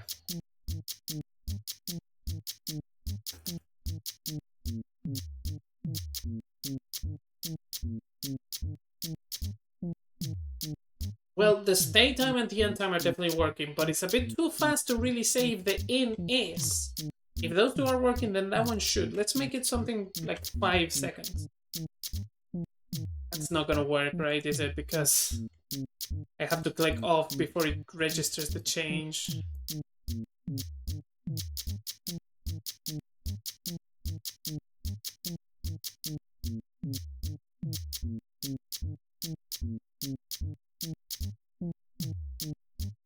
Ah.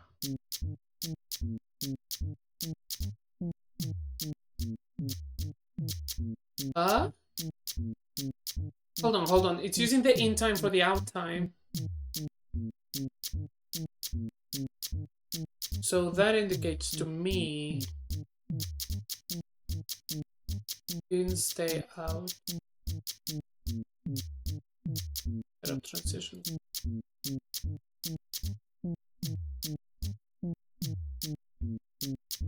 That indicates to me that something is fucky. Something's being fucky.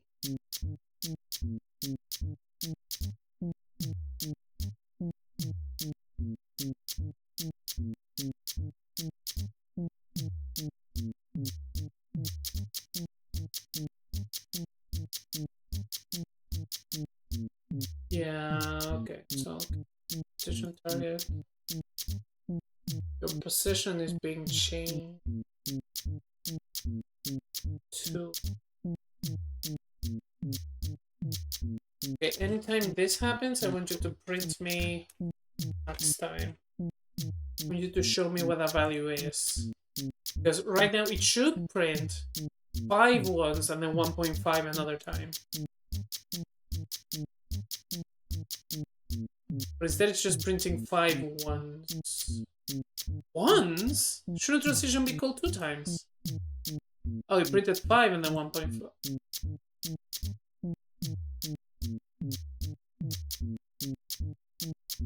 5.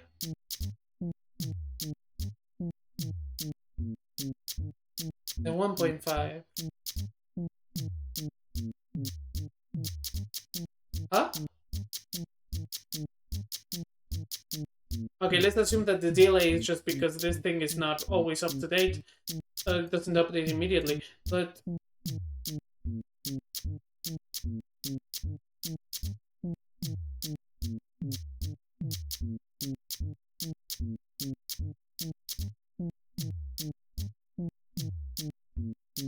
Maybe I wrote that backwards.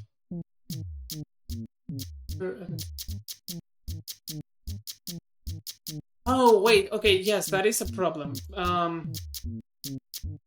The lerp should be the other way around. Because it shouldn't start at 1 and end at 0. It should start at 0 and end at 1. So you achieve that by just doing this.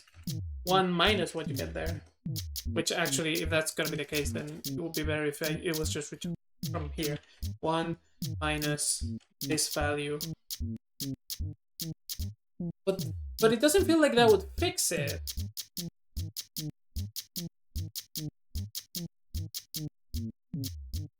Minus, it's a mathematical expression. There you go. Doesn't feel like that should fix it, given the behavior that it has.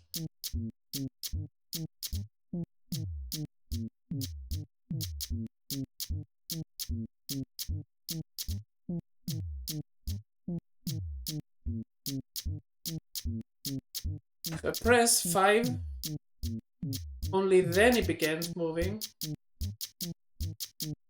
And then it says 1.5. This is very odd.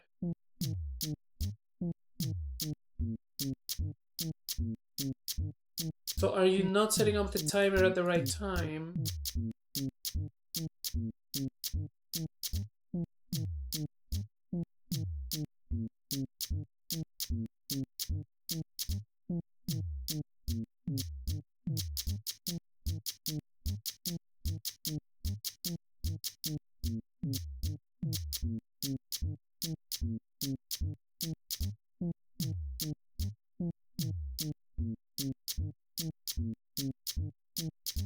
Yeah, what is going on there?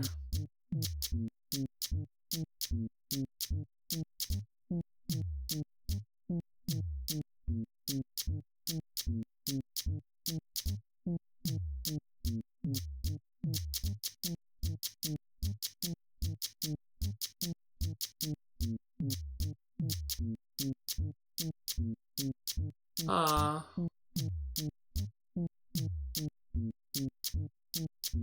Something weird is going on. I don't really get it. Uh,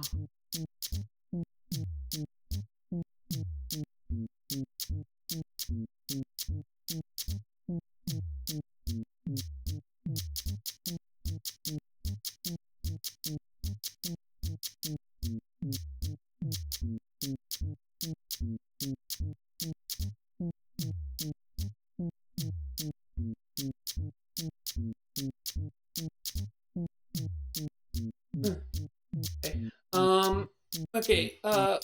Again, Jesus, what the hell?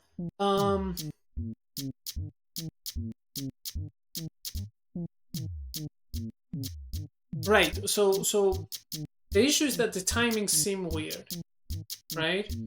Even though these times are exactly what they should be. So let's actually count it, right, and see if this thing is actually better on time. So like I press the button and then 5, 1, 2, 3, 4, 5. Wait, 1, bam, 1.5. So the times that these appear seem to be right, but the times that the camera is following are just completely fake. So like I go and 1, 2, and like then it starts to move. Like it takes a while. It takes a weird delay actually. So what is up with that, right? It's as if this thing is following behind, but except it's not, right? Is it? Because the time that it's following doesn't seem to make any sense. It's being given the signal to transition. It's saying taking a safe target and making the transition target. Then while it is transition, it is save target point.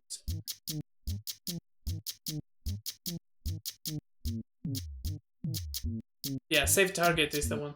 So it's the target that it's saved and it's checked its position. It has those two positions, the start position, which is just its current global position when it begins, but then it just remains as that start position.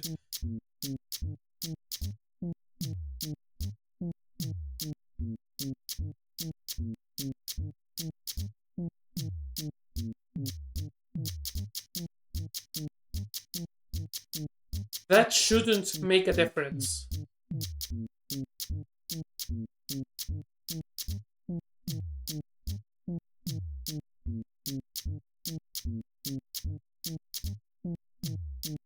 Wait.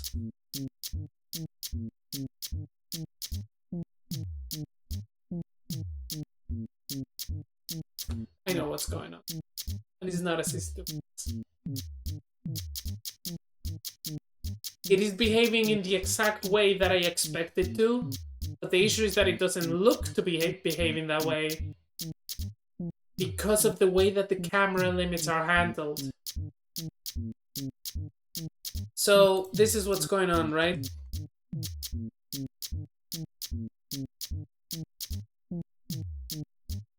This transform is the actual position of the camera object, right?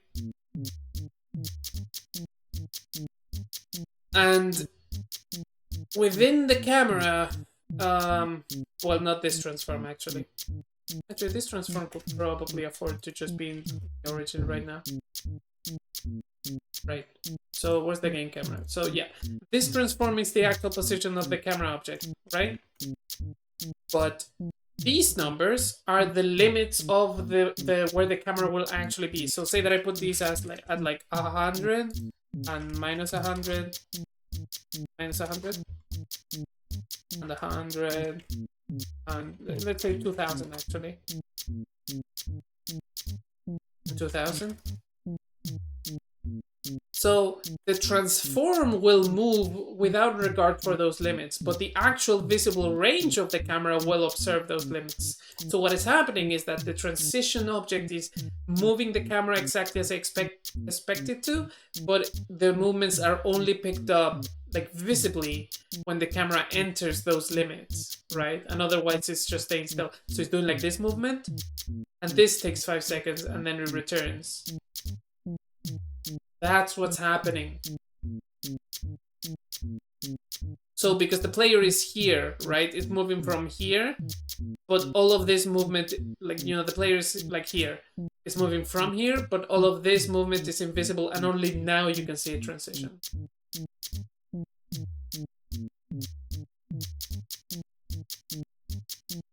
That is really annoying. How would I even begin to fix that?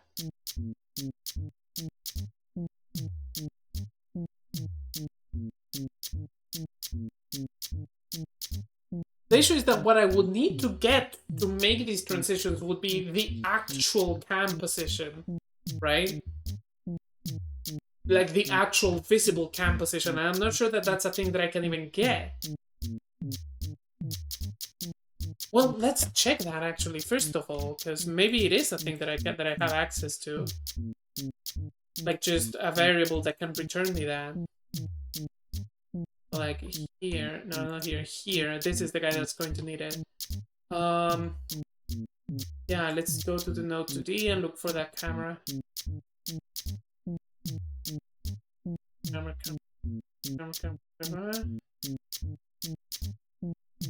2D. Anchor mode, custom viewport, drag bottom margin, drag horizontal enable, horizontal offset, left margin, right margin, top margin, vertical enable, vertical offset. Editor draw drag, editor draw limits, editor screen enabled, ignore rotation limit, bottom limit, left, right, smooth top, offset, offset.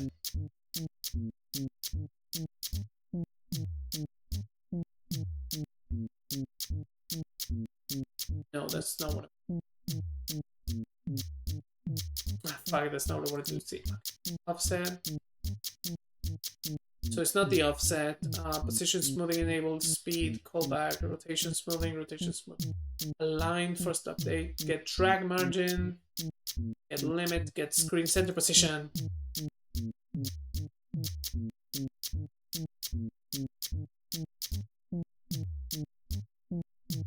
The exact targeted position of the camera may be different.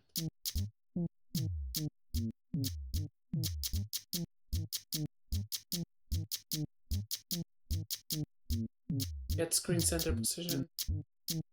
Yeah, this is what I want. Okay, so we're gonna want this position as the origin. So this doesn't have access to the camera, but this does. So then when it sets the position of the target, it should, rather than setting the camera position, it should set it to the get screen center position. And then for the end node, we'll see what we do about that. But that should be enough for at least the start transition, right? Yeah.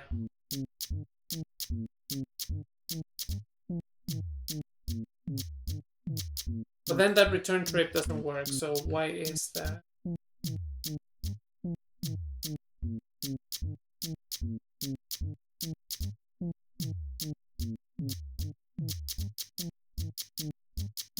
So yeah, so good. So yeah, that is the problem. We found that solution. But that only works for the go trip. For the return trip, we're having a problem.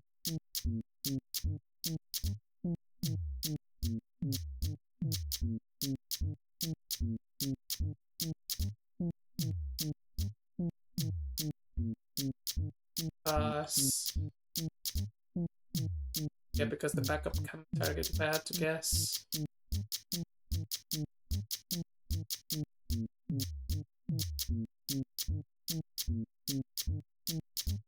Yeah, because we're feeding in the backup camera target, which is just what the target was before. Feeding it an out time. Screen center position.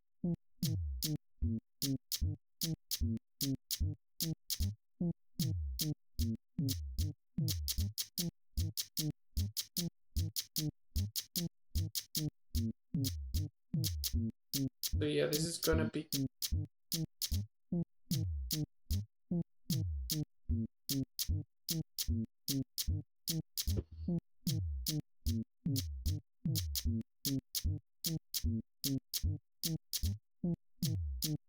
have an idea of what may be the issue, but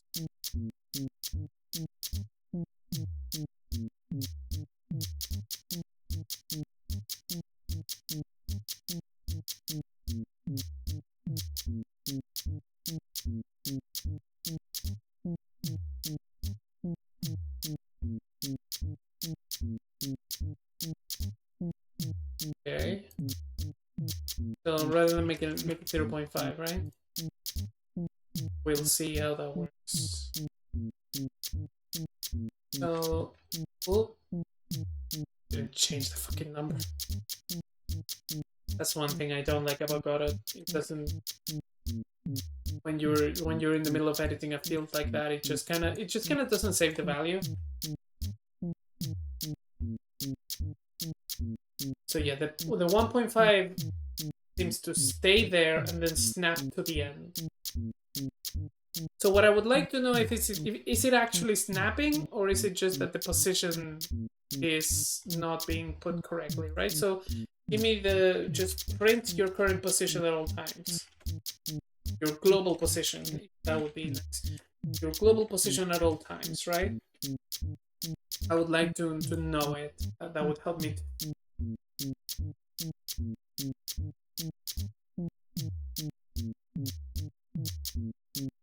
Right, so you see that it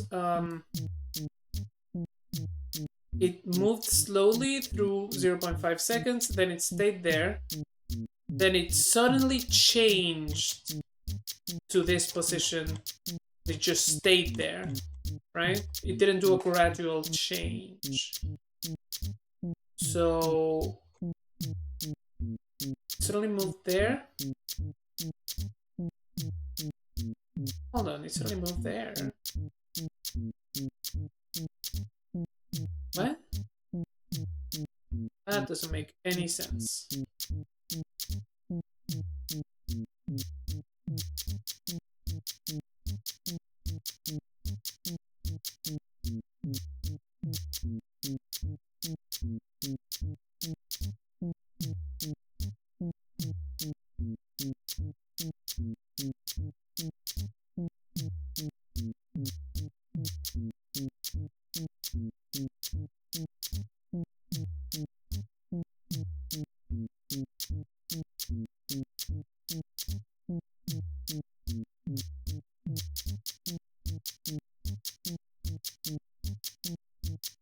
Yeah, get the screen center position, set it to the global position, right? That's when this change happens.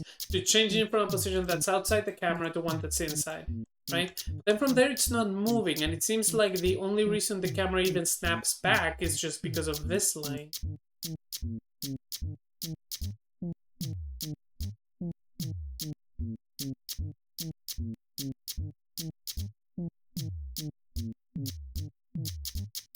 The camera is following the transition target, but the transition target for some reason is failing to move. With passing at the target node should be the backup camera target, which should be the player. So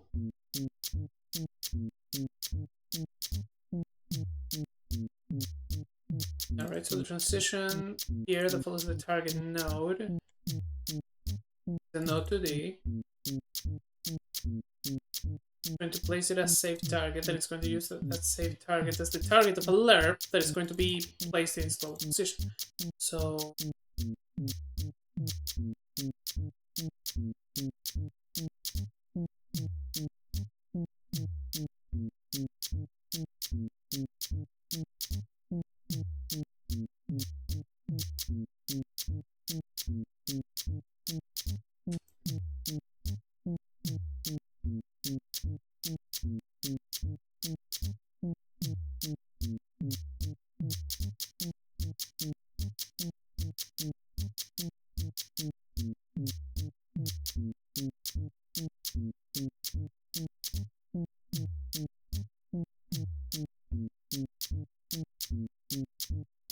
I don't expect this to be of any help, but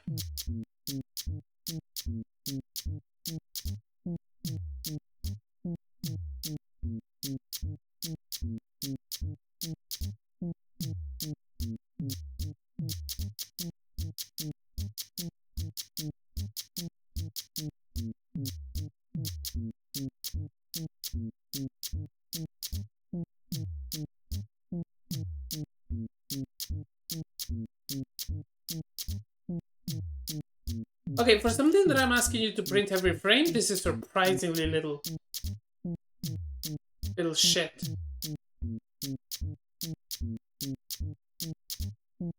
You printed the 1.5 and then stopped. Why?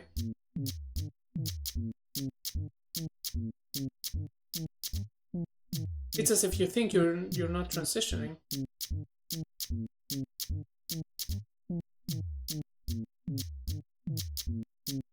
But why? Last time that didn't happen.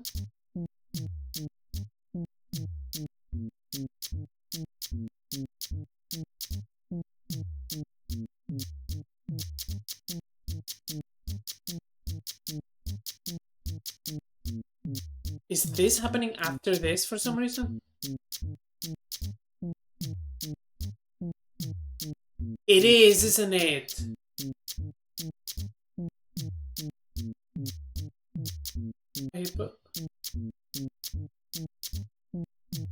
It totally is. Yeah, that's definitely what's going on. The reason it didn't seem to happen before is because this print was before this check.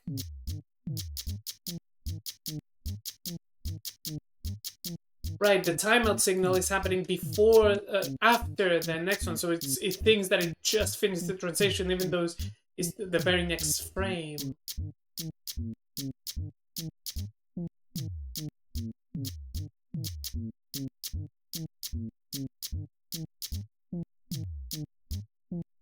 Okay, that's fine. We can solve that very easily. Just we need a bull. We need a flag that tells it, hey, on this frame that this transition ended, another transition started. So don't unset everything.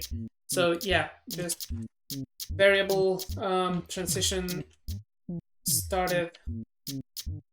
Let's just call it started this frame. Started this frame. It's a bool, and we make it equal to false. Then, actually, that's stupid. There's no reason to do that. To do it like that. Then if transition, then transition started this frame equals true, and if a transition has started this frame, then ignore any signals to timeout. So if transition started this frame, then don't throw away all the values because they've already been replaced. It's fine. Don't even worry about that. If transition started this frame, then return.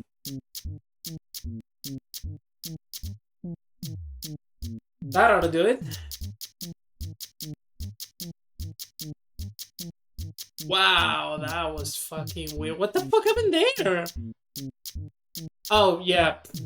Yeah, I gotta set it back up. Process.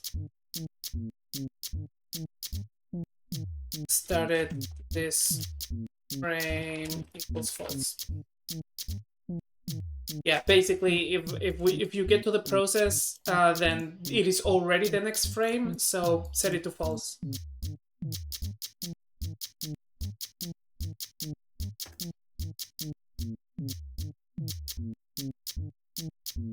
I'm a genius. I did it. Okay, there is one thing still that needs doing, because this timing is not exactly right, because this is still outside, this position is still outside of the borders that the camera control is able to get to. So what I would need to do is to calculate this center position from this somehow. I am hoping that the camera has a native way to do that, because if it doesn't, I'm in trouble. Anchor mode, custom viewport.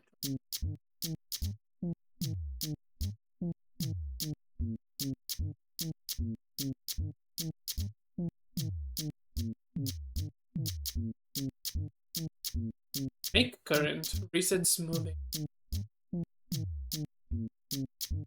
Set drag margin, set.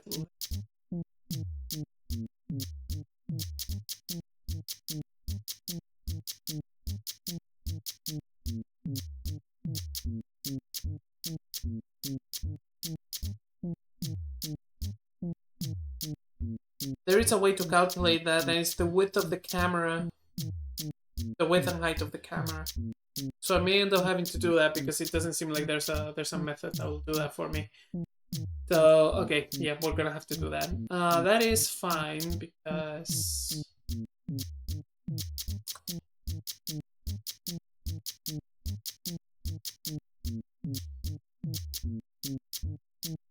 hold on, but then that won't allow me to follow something if it's out. If it moves.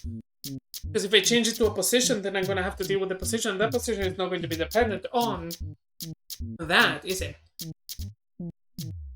But except the transition target maybe should.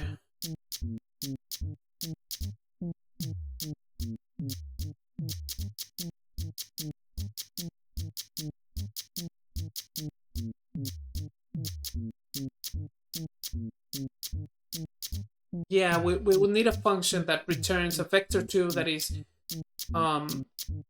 the place where the camera would end up if it was targeted at that point, considering the limits. Oh, but that means that I'm gonna need to know the limits. You know what I could do? I could have a fake game camera that is just always inactive, but that follows those limits and gets center position from there. Hey, that's actually a good idea. Let's do that. I need... Yeah, this transition target is going to need its own child node, its own camera. Right? And this camera's only purpose is to be placed on the transition target. So when the transition starts... Yeah, so this camera needs to have the same limits, right? So this game camera has...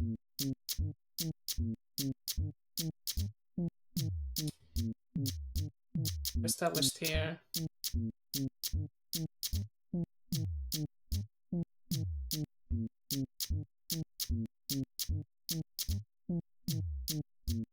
Wait.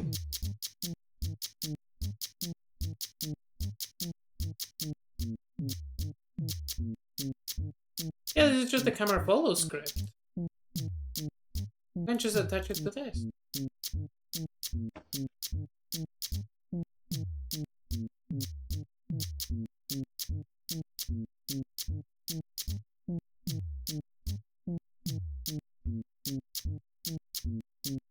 I can just give you this script, it's the same script, and then just don't assign the target.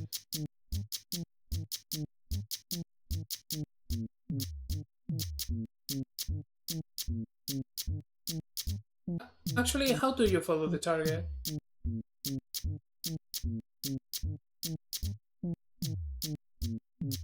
Yeah.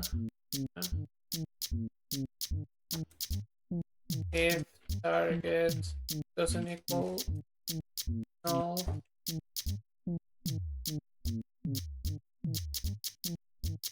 do that, right? Yeah, and this should be indented like that. Right, and so now this is going to have a null target, it doesn't matter, but it's going to have the borders properly set up, right? So with the borders properly set up, then you can...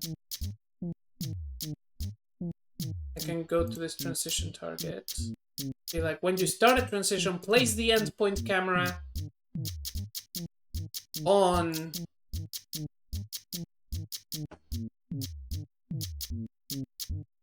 Yeah, get end camera position. We're gonna need that. So get end camera position, a new method that can do that. Get end camera position, right? And so what that does, because remember, this is going to need to be a function because the result can change mid-execution of the transition, right? If the thing that we're following moves.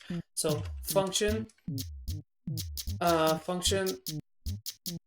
get end camera position, right? And this is going to return as a type vector2. Vector2.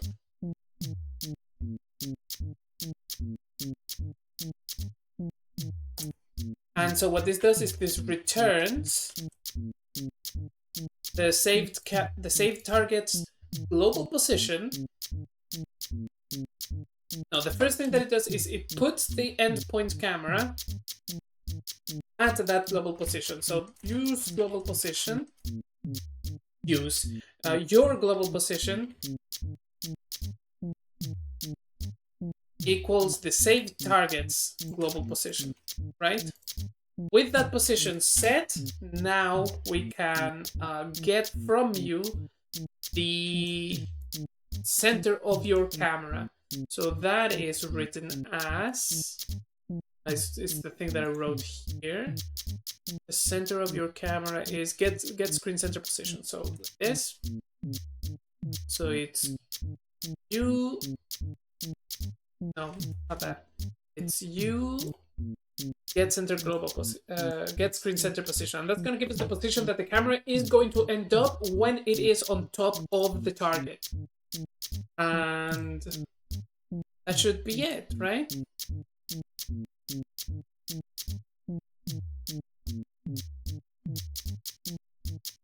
That didn't make any sense. What the fuck was that?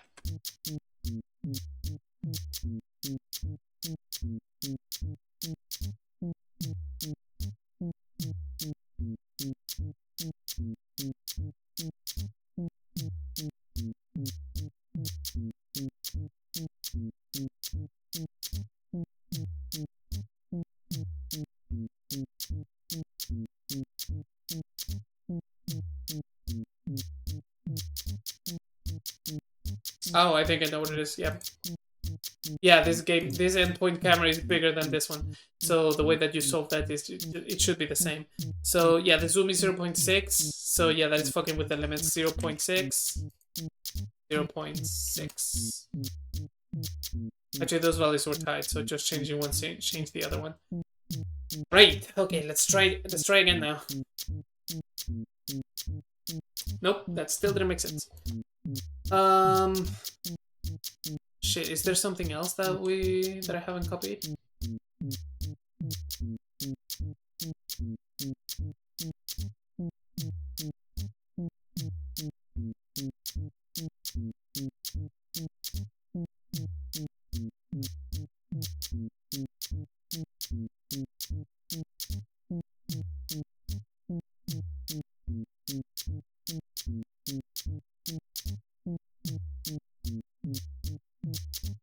I mean, this transforms, but shouldn't affect it because I'm setting its global position, right?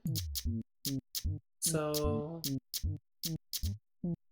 is your positions changing at any point? It shouldn't be because your target is just null.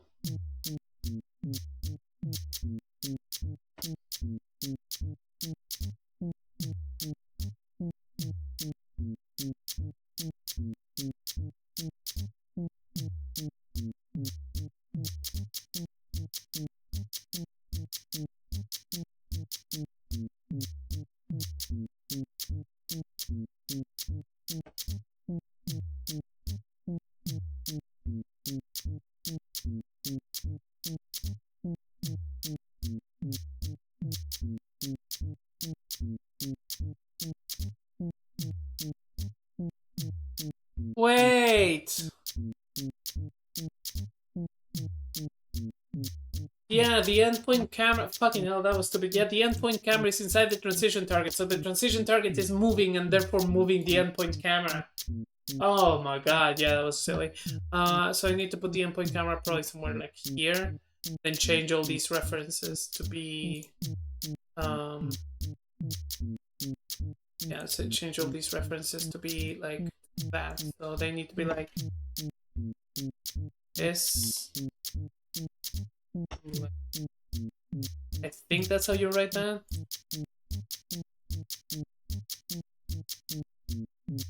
No, that's not how you write that. Okay, whatever. Just forget about this and let me... This. Oh, it was 2 dots. Okay. Like this. And then... Now it should work.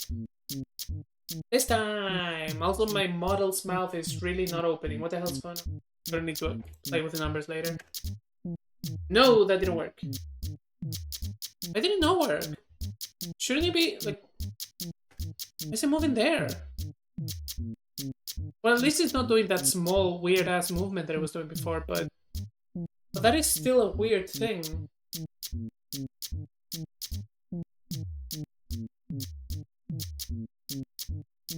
How would you print me that value that you're getting? Just so that I can see it, please.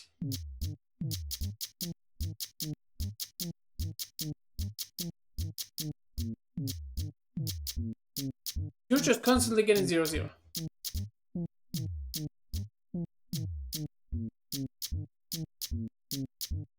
Oh, wait, is it because...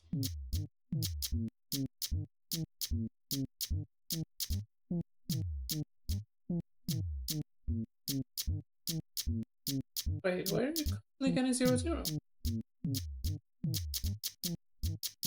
That would imply that you somehow not the value that you should be. But how could that be? Because it was working when I put this here, so that means that that should be fine. Okay.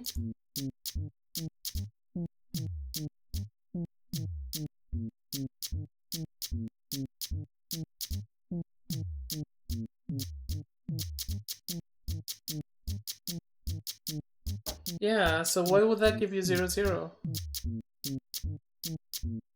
Point global position equals the safe target's global position.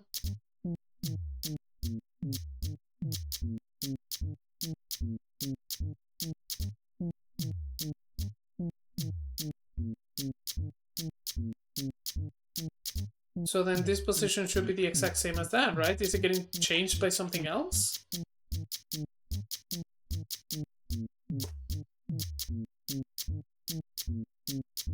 No, it is the same as that. Okay, so you're not getting changed, but somehow you're not getting the proper value?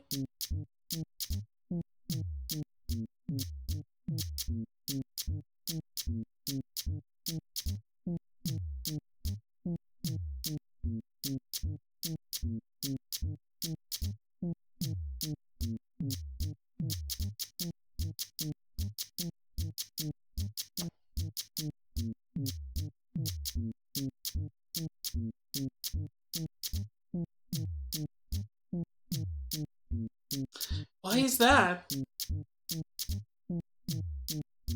Why is it just giving 0, 0?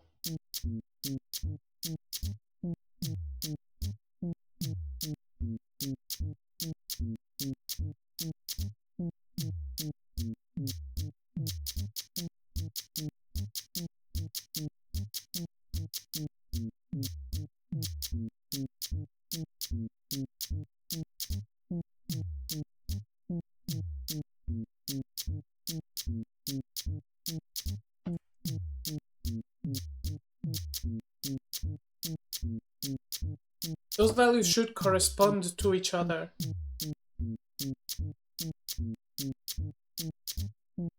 It's just constantly being 0, 0.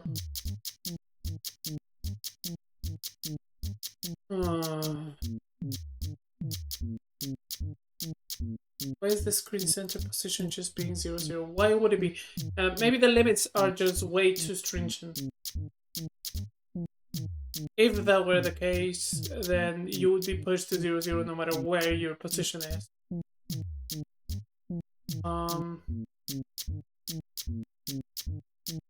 Could that be it?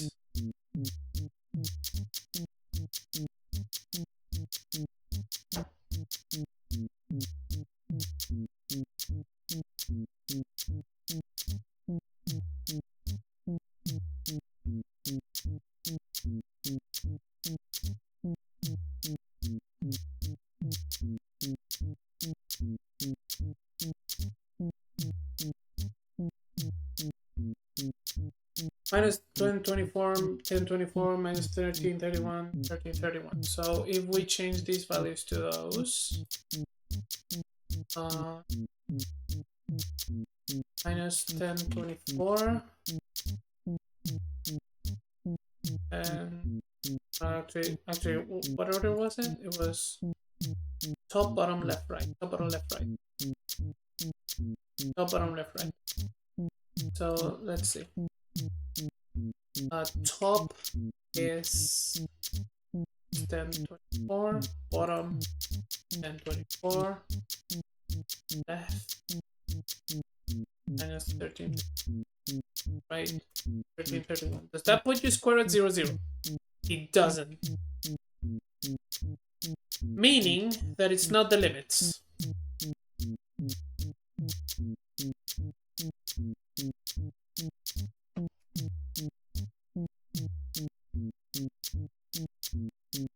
So then why could the center position just be being given so badly?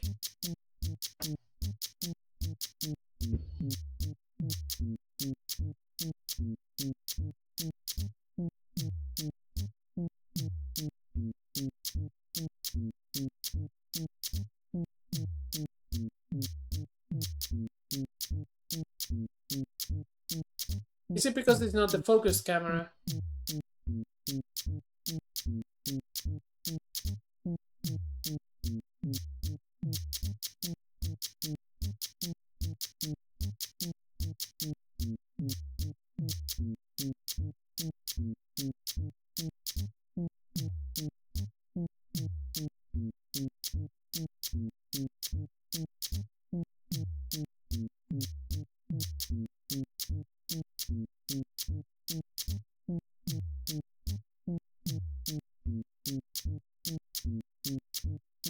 Do I have smoothing enabled for some reason?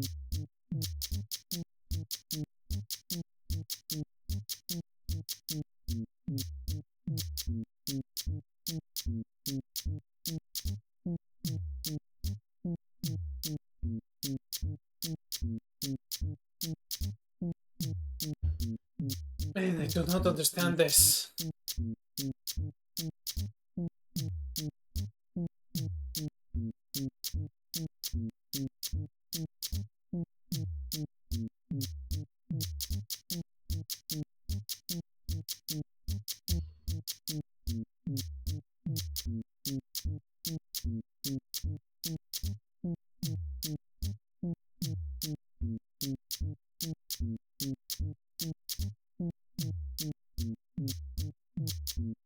Is the global position giving me one value, but the center position not being just being 0 constantly?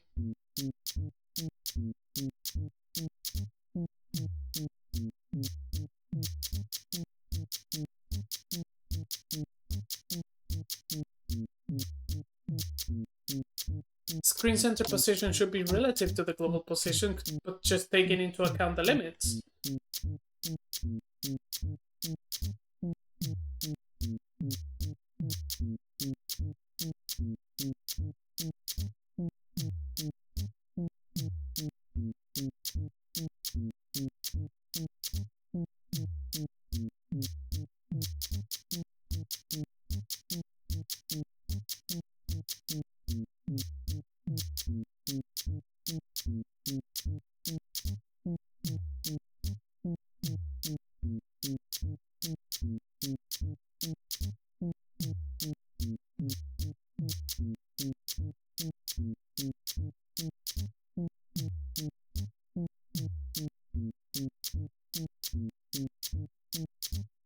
Oh boy, this doesn't make any sense to me.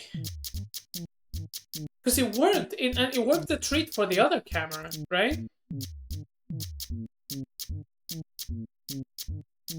Like here, this just literally works.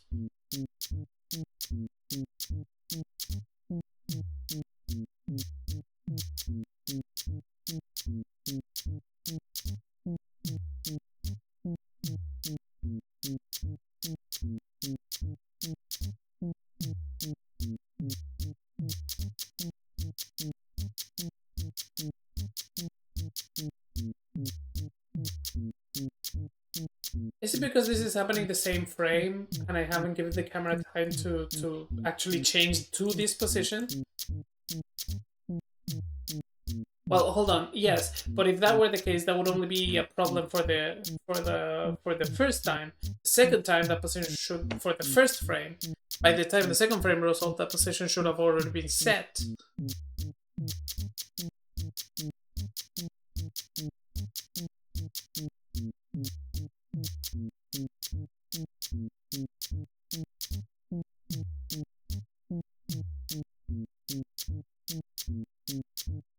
Is it that anytime I update the global position, it returns itself to 0, 0 for like a little bit before changing to... That would be extremely silly if that were the case.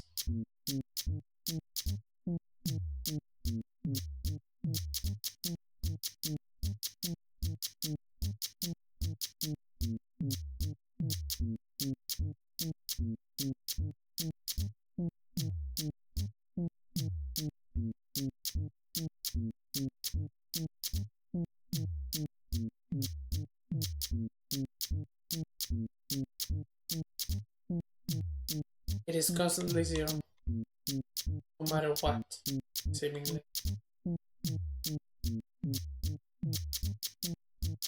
Transform starts at 0, and I'm changing its global position literally every frame. When...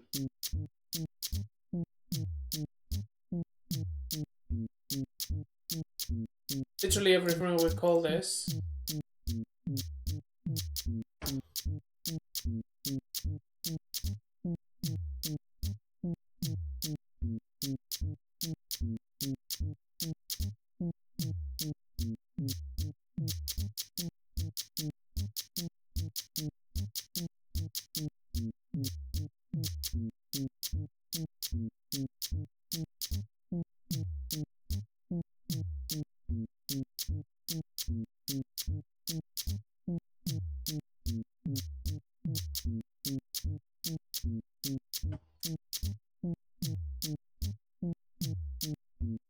Nope, still just 0.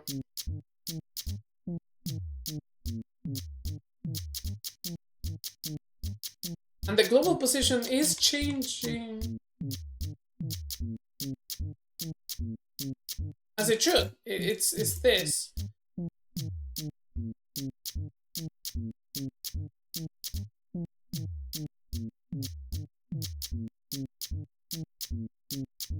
But the get screen center position is not working.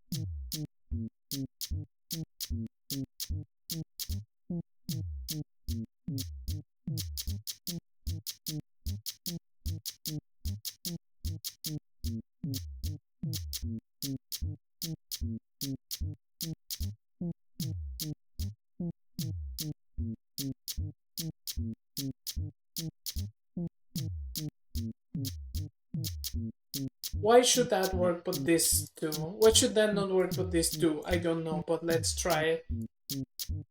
Why should that not work but this do? Is that grammatically correct?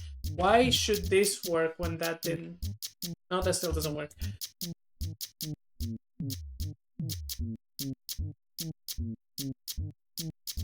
I don't get it. I don't get it at all.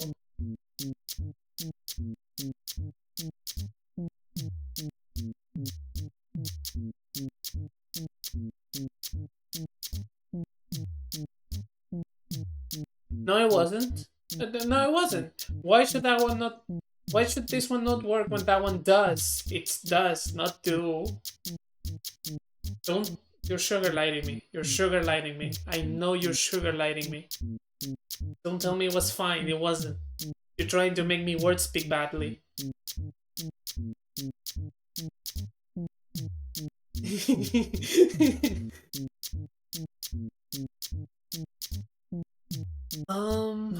Fucking hell, why?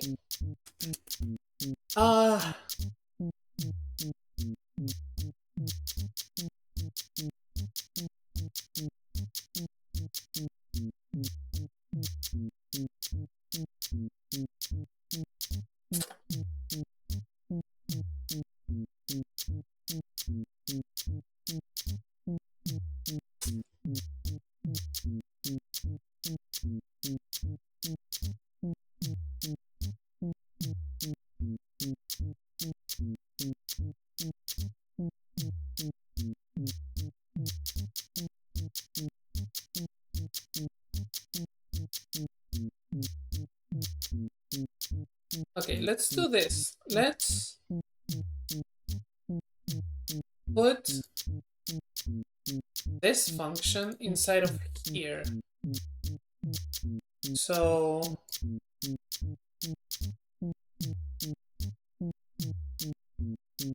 Just printed every frame. So we should see two things being printed, one from the normal camera and one from the other camera.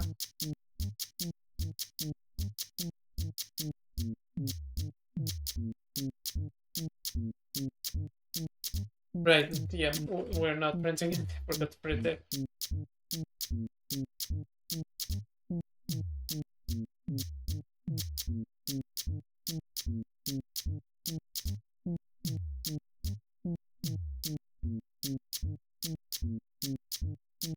And then let's just not print this because that's just gonna be confusing.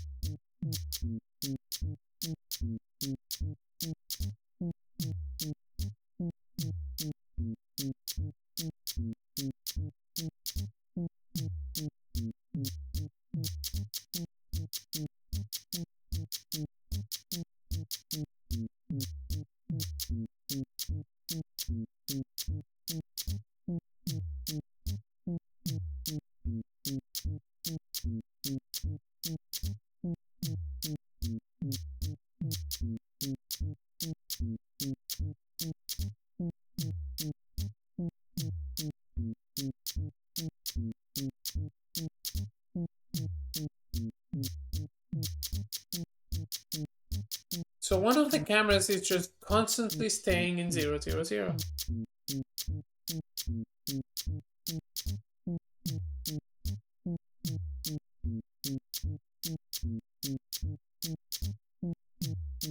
Then, rather than printing the get screen center position, print me the global position.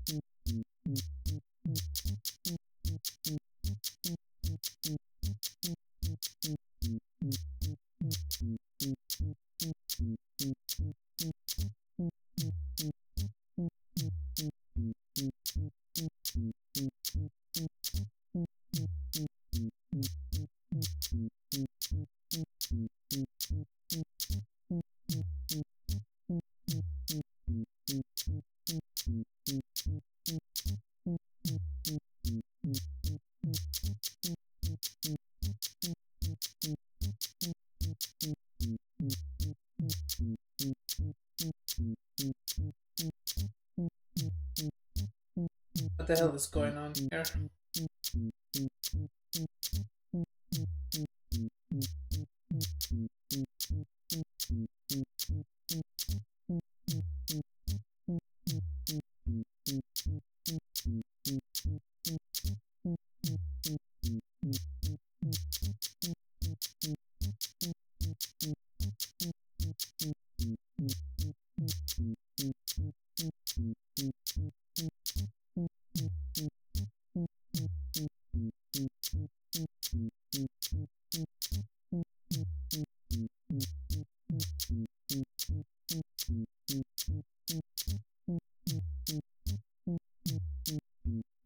Somebody overriding your position?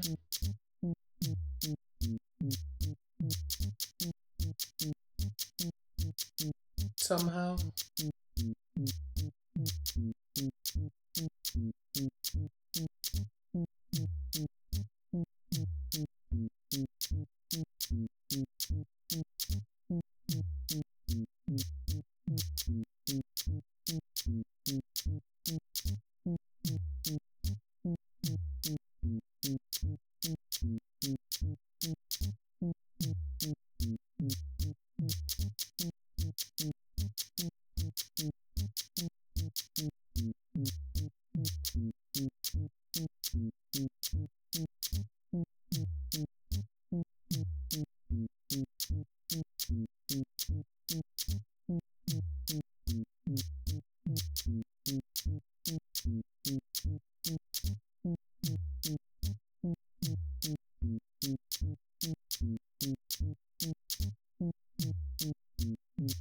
I'm realizing that the transition target should not have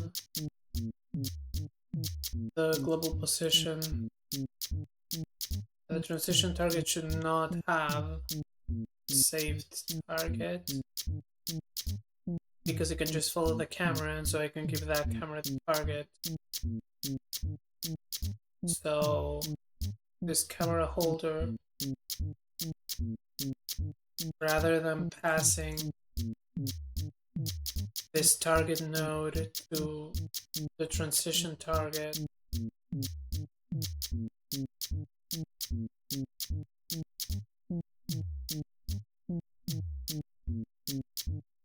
yeah, this doesn't need to know where we're going, because the endpoint camera is going to be saving that. Or rather, if I make the endpoint camera save that. So then, don't receive this. Receive this. We don't. Then don't need this. So you die. Then you die.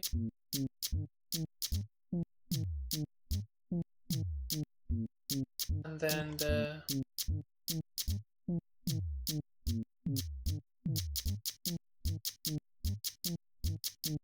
hold on.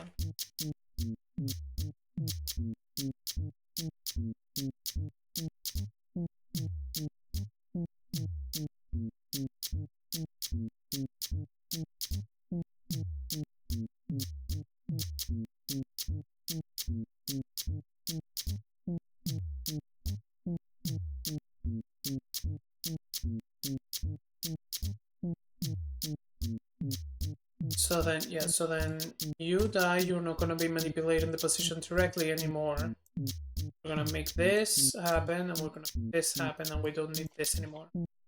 And then what's going to happen is that the camera holder, rather than passing this target node, it's going to instead give this target node to the endpoint camera. So point target equals the target node. So the target, so this endpoint camera, because it has the same script as the normal camera, is going to follow follow this target, right? This camera is never going to appear, but it's going to follow it as if it were. And then the transition target is going to use the position from that camera to know where it should set itself.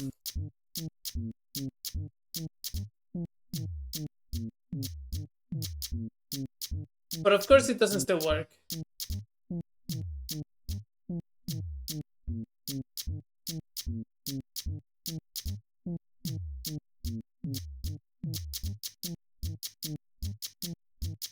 So if this doesn't still work, does it still work if I just give it the global position of the camera? Endpoint camera, punto, global, punto, I said it in Spanish. Global position. ¡Ey!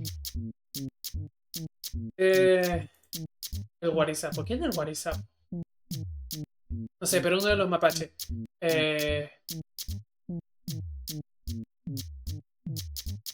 And the fucker is not even in chat. This just dude just came in and followed and then left. I mean, thanks for the follow, but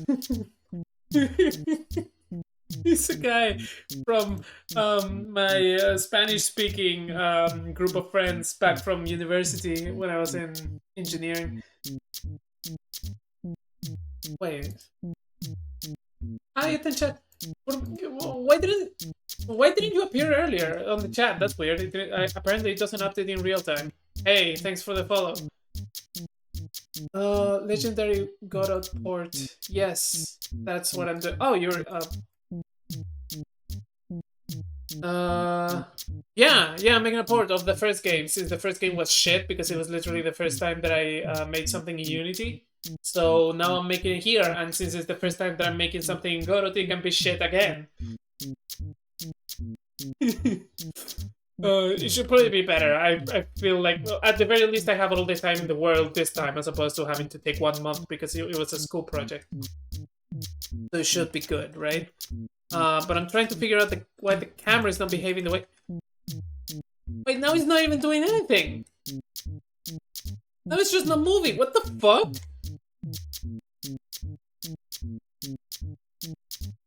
What the hell? Hold on. Okay, so...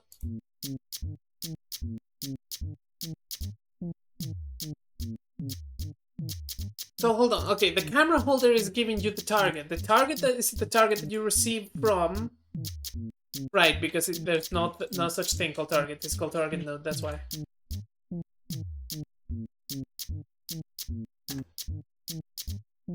Well, for fucking some reason now it works.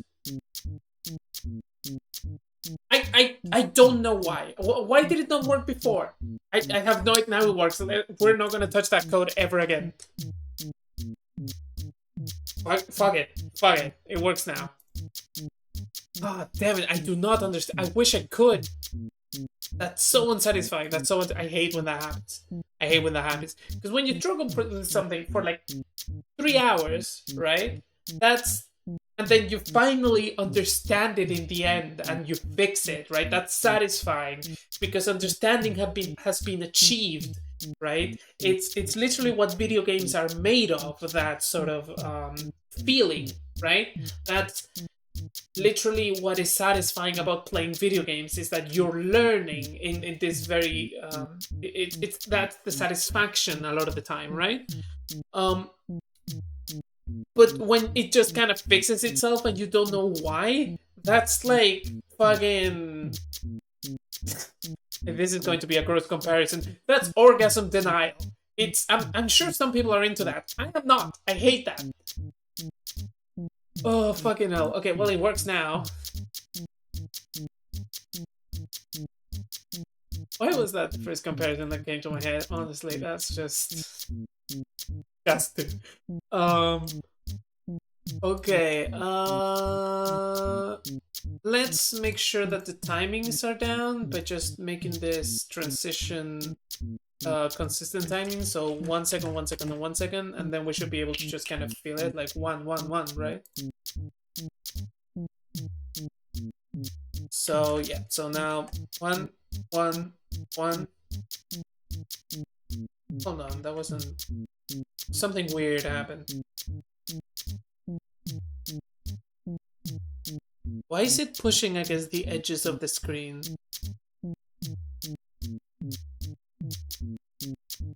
Oh, fuck, right, yeah, because, right. Wait, no, that means that the issue hasn't been fixed at all.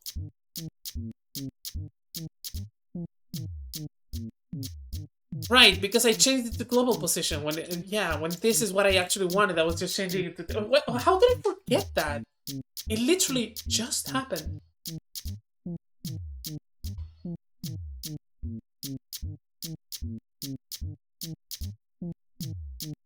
Yeah, no, it isn't fixed at all. Why did I think it was? Fucking goddamn it.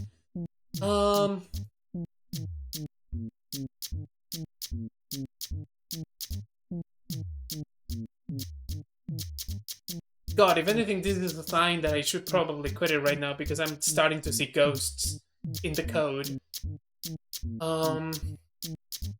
Yes, okay, so I'm using this method to get the center position from that the camera is looking at. The camera should be at the position of the target, right? So its transform should be in a position that it is possible that it is a position that the camera can't actually get to because of the bounds that have been set before, right? So get screen center position should get me center position, taking those bounds into account. But for some reason, all it is giving me is 0, 0. Like a vector 2 that is pointing to the origin. And I have no clue where that is. The position, the actual global position of the camera is being correctly laid out, and I know that because the transition does work when I change it to that. It's just that it pushes against the edges of the screen because of those boundaries, like it's not taking them into account. So if that global position is correctly set, then this screen center position should also be... This is going to be really stupid if this is what it is. I just thought of something that it might be, and if that's what it is, then I'm fucked, because there's nothing I can do.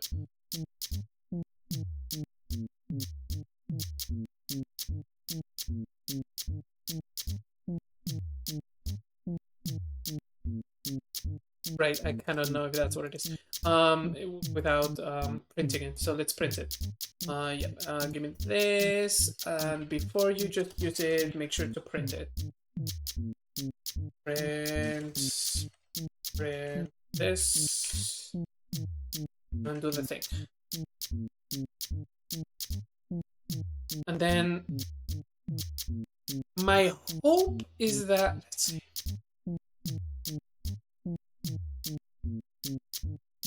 Now it's giving actual real numbers. And then if I enable this one, disable this one. Now it's giving 0, 0. For fuck's sake. Okay, so when this camera is not the active camera, then get center position just doesn't work.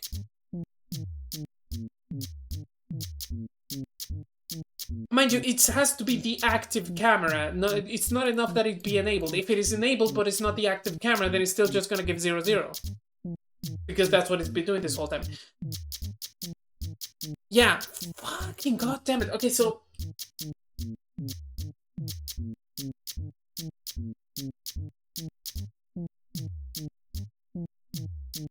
So I can't use that method. So that method is just not going to work. What I can do instead then is just use a bunch of maths to calculate it on my own, right? So first of all, we're not going to need that. That's not going to be useful. Yeah, what I can do is just use some math to calculate it on my own. So I could give the endpoint camera its own method that is going to calculate that for me, right? So then what I can do is make this function, right? Function get what would it be called? Get actual camera position. It's not the actual position, right? Because it's the get center if active. Get center if active. Get what would be the center if it was active at the current global position, right? So then it's gonna have to be some maths, right? So basically what this is this is going to need to return a vector 2, right? Vector 2. Vector 2. Like this. So yeah, we need a vector 2, and what this is going to be is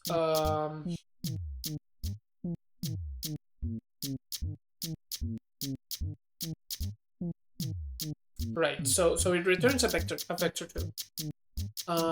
It needs to take into account these, which are numbers, and the width of the screen, and the zoom. Oh, fuck's sake. Yeah, see, this is why I didn't want to have to calculate it, because it's fucking math. It's a bunch of math. Okay, so what it should be is you take the current global position that you're set at, that your transform is set at, right? So that's the position that you're trying to go.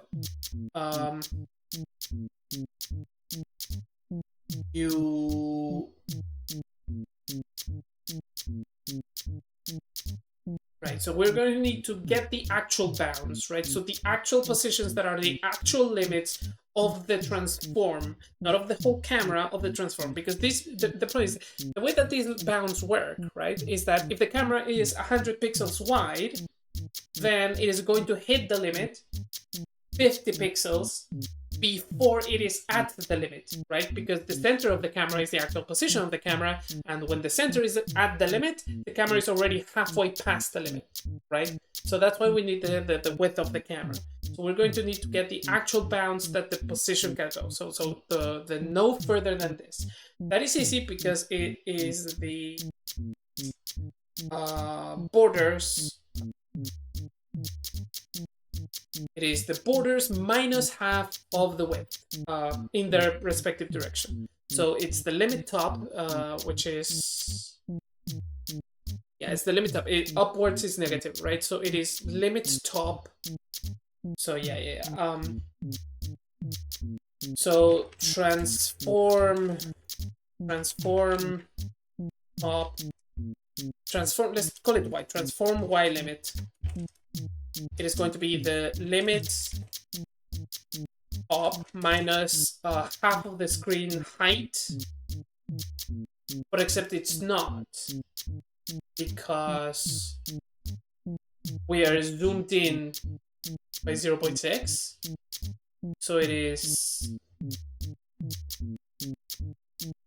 the screen height divided by 2 times zoom point y. The problem is that I don't know how to get the screen height. So yeah. Actually, there has to be a way to get it just from the camera, right? Anchor mode, custom viewport, bottom margin, horizontal enable, left margin, right margin, left margin, offset, enable, offset, positions, game process, zoom, time for subtick, get drag margin, get limit, get screen center position, get target position, is current, resist smoothing, drag margin, set limit.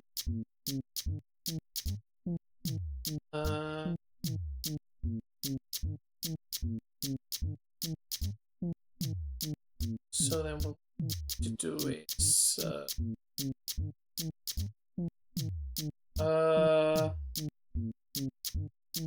yeah, no, I can't get it from here. So then that means that what I need to get it from somewhere else. Will have to be in project settings, wouldn't it? General, display window, viewport width. Can I just drag this into my script? Because the interface is really good about that sort of thing. It'll let you drag some stuff that honestly is kind of unreasonable. Project settings into the script, right? Yeah, no, that doesn't make any sense. Okay, so yeah, copy value, copy property path.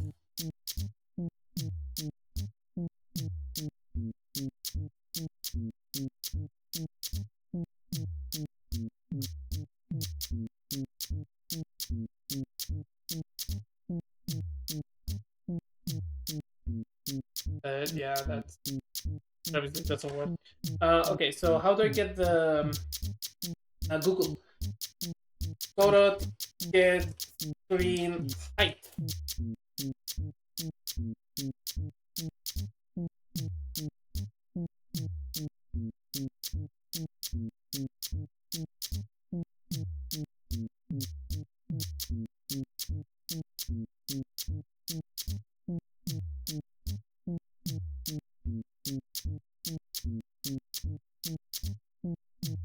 So like this, Google says it's like this.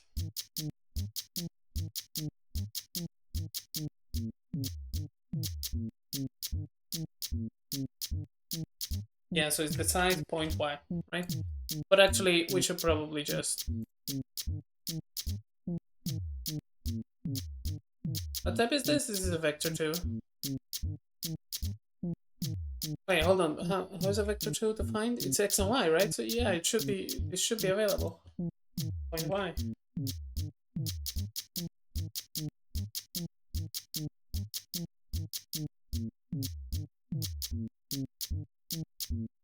Identifier transform y limit. Oh yeah, yeah. They should declare. Have to declare as a new variable. Yeah, there you go. Okay, so yeah, limit top is that. It's limit top minus half the size of the screen multiplied by the zoom. Yeah, the order of operations doesn't matter because it's the division and multiplication. They are both equal. I mean, they're not, but so long as that, yeah, whatever, it's fine.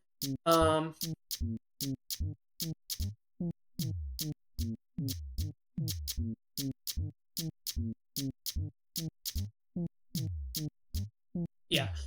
So then we need 4 more. This is the y limit. This is the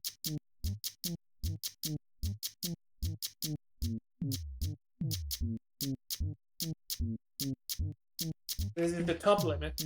Then the bottom limit is the limit bottom minus all that shit. No, not minus. Hold on. Oh, fuck. Is it plus or minus? Hold on. I got this. It's the limit to the top. So, positive is down. So the top limit is a negative number, and we bring it down. So it is less negative, which means that it is positive. We gotta add to it. This one we have to subtract from. And then we need the left and right limits, which are just kind of similar. So this is the top limit, this is the left limit, and this is the right limit. Right, so the first one is negative, so this one is negative, and then this is zoom point x, and this is size point x, and size point x. After all this fucking stupid math, this better work. So yes, so those are the limits, and then we take the transform position, the actual real transform, right? Give me 1 second.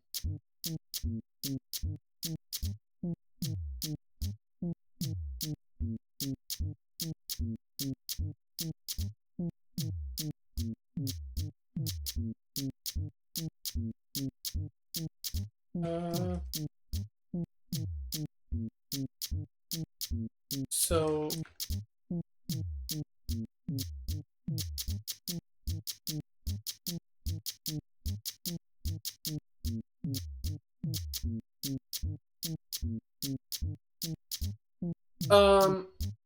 right, so yeah, okay, so we have all this math, we have, so yeah, so now all we need to do is take the global position and limit it to those numbers, so like clamp it, right? So position, return position, return position, actually, yeah, return pos equals, yeah, we need a new variable, return pos, which is, equals new vector 2, 0, 0. That's how you declare a new one, right? No, it's just vector 2. You don't need new.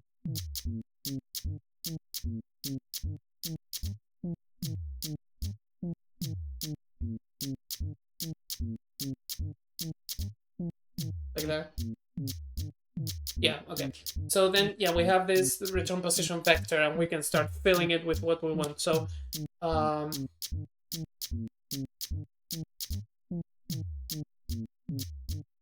if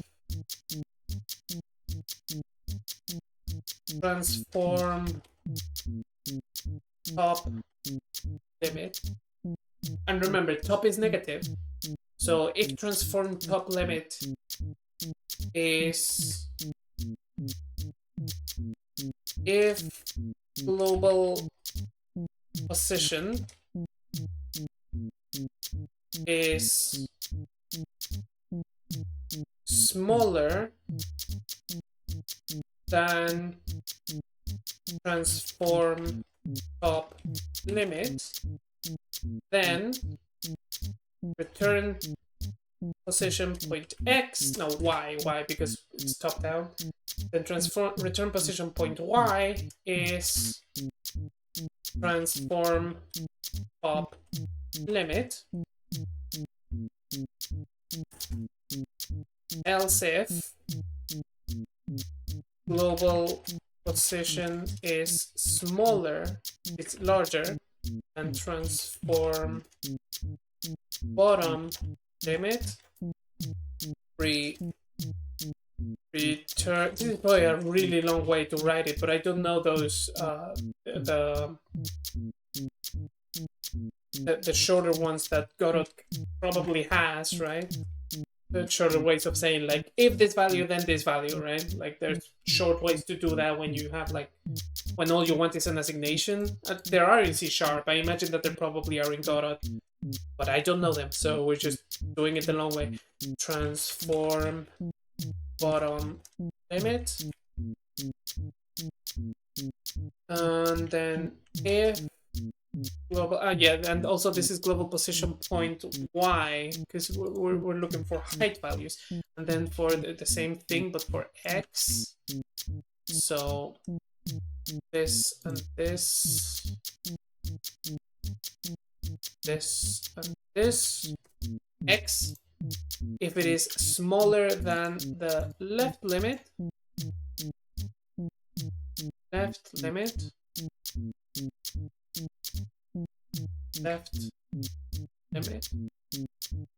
if it is larger than the right limit, then the right limit, and if it is just, if none of those are true, then I want you to return the actual transform position. So just global position,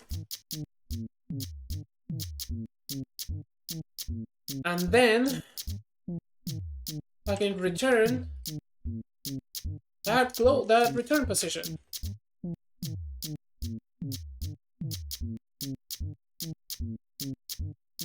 Then all I have to do is call this method from within the thing that wants it. What a pain in the ass. Why wouldn't the function work if the camera is inactive? That's the only reason I want that to be a camera. Please tell me it works this time.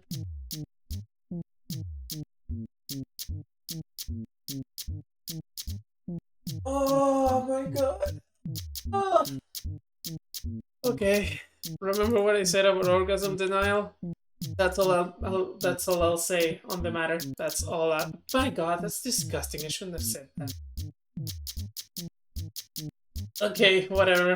That's very satisfying, so that's a good point to end the stream. Thank you for watching. Thank you for watching. Everything's good. I've made some progress. I hadn't done it in like a while. Well, that's exciting. Goodbye. Bye. Bye. Have a good day. Check out everything. Check out my games. They're better than anything that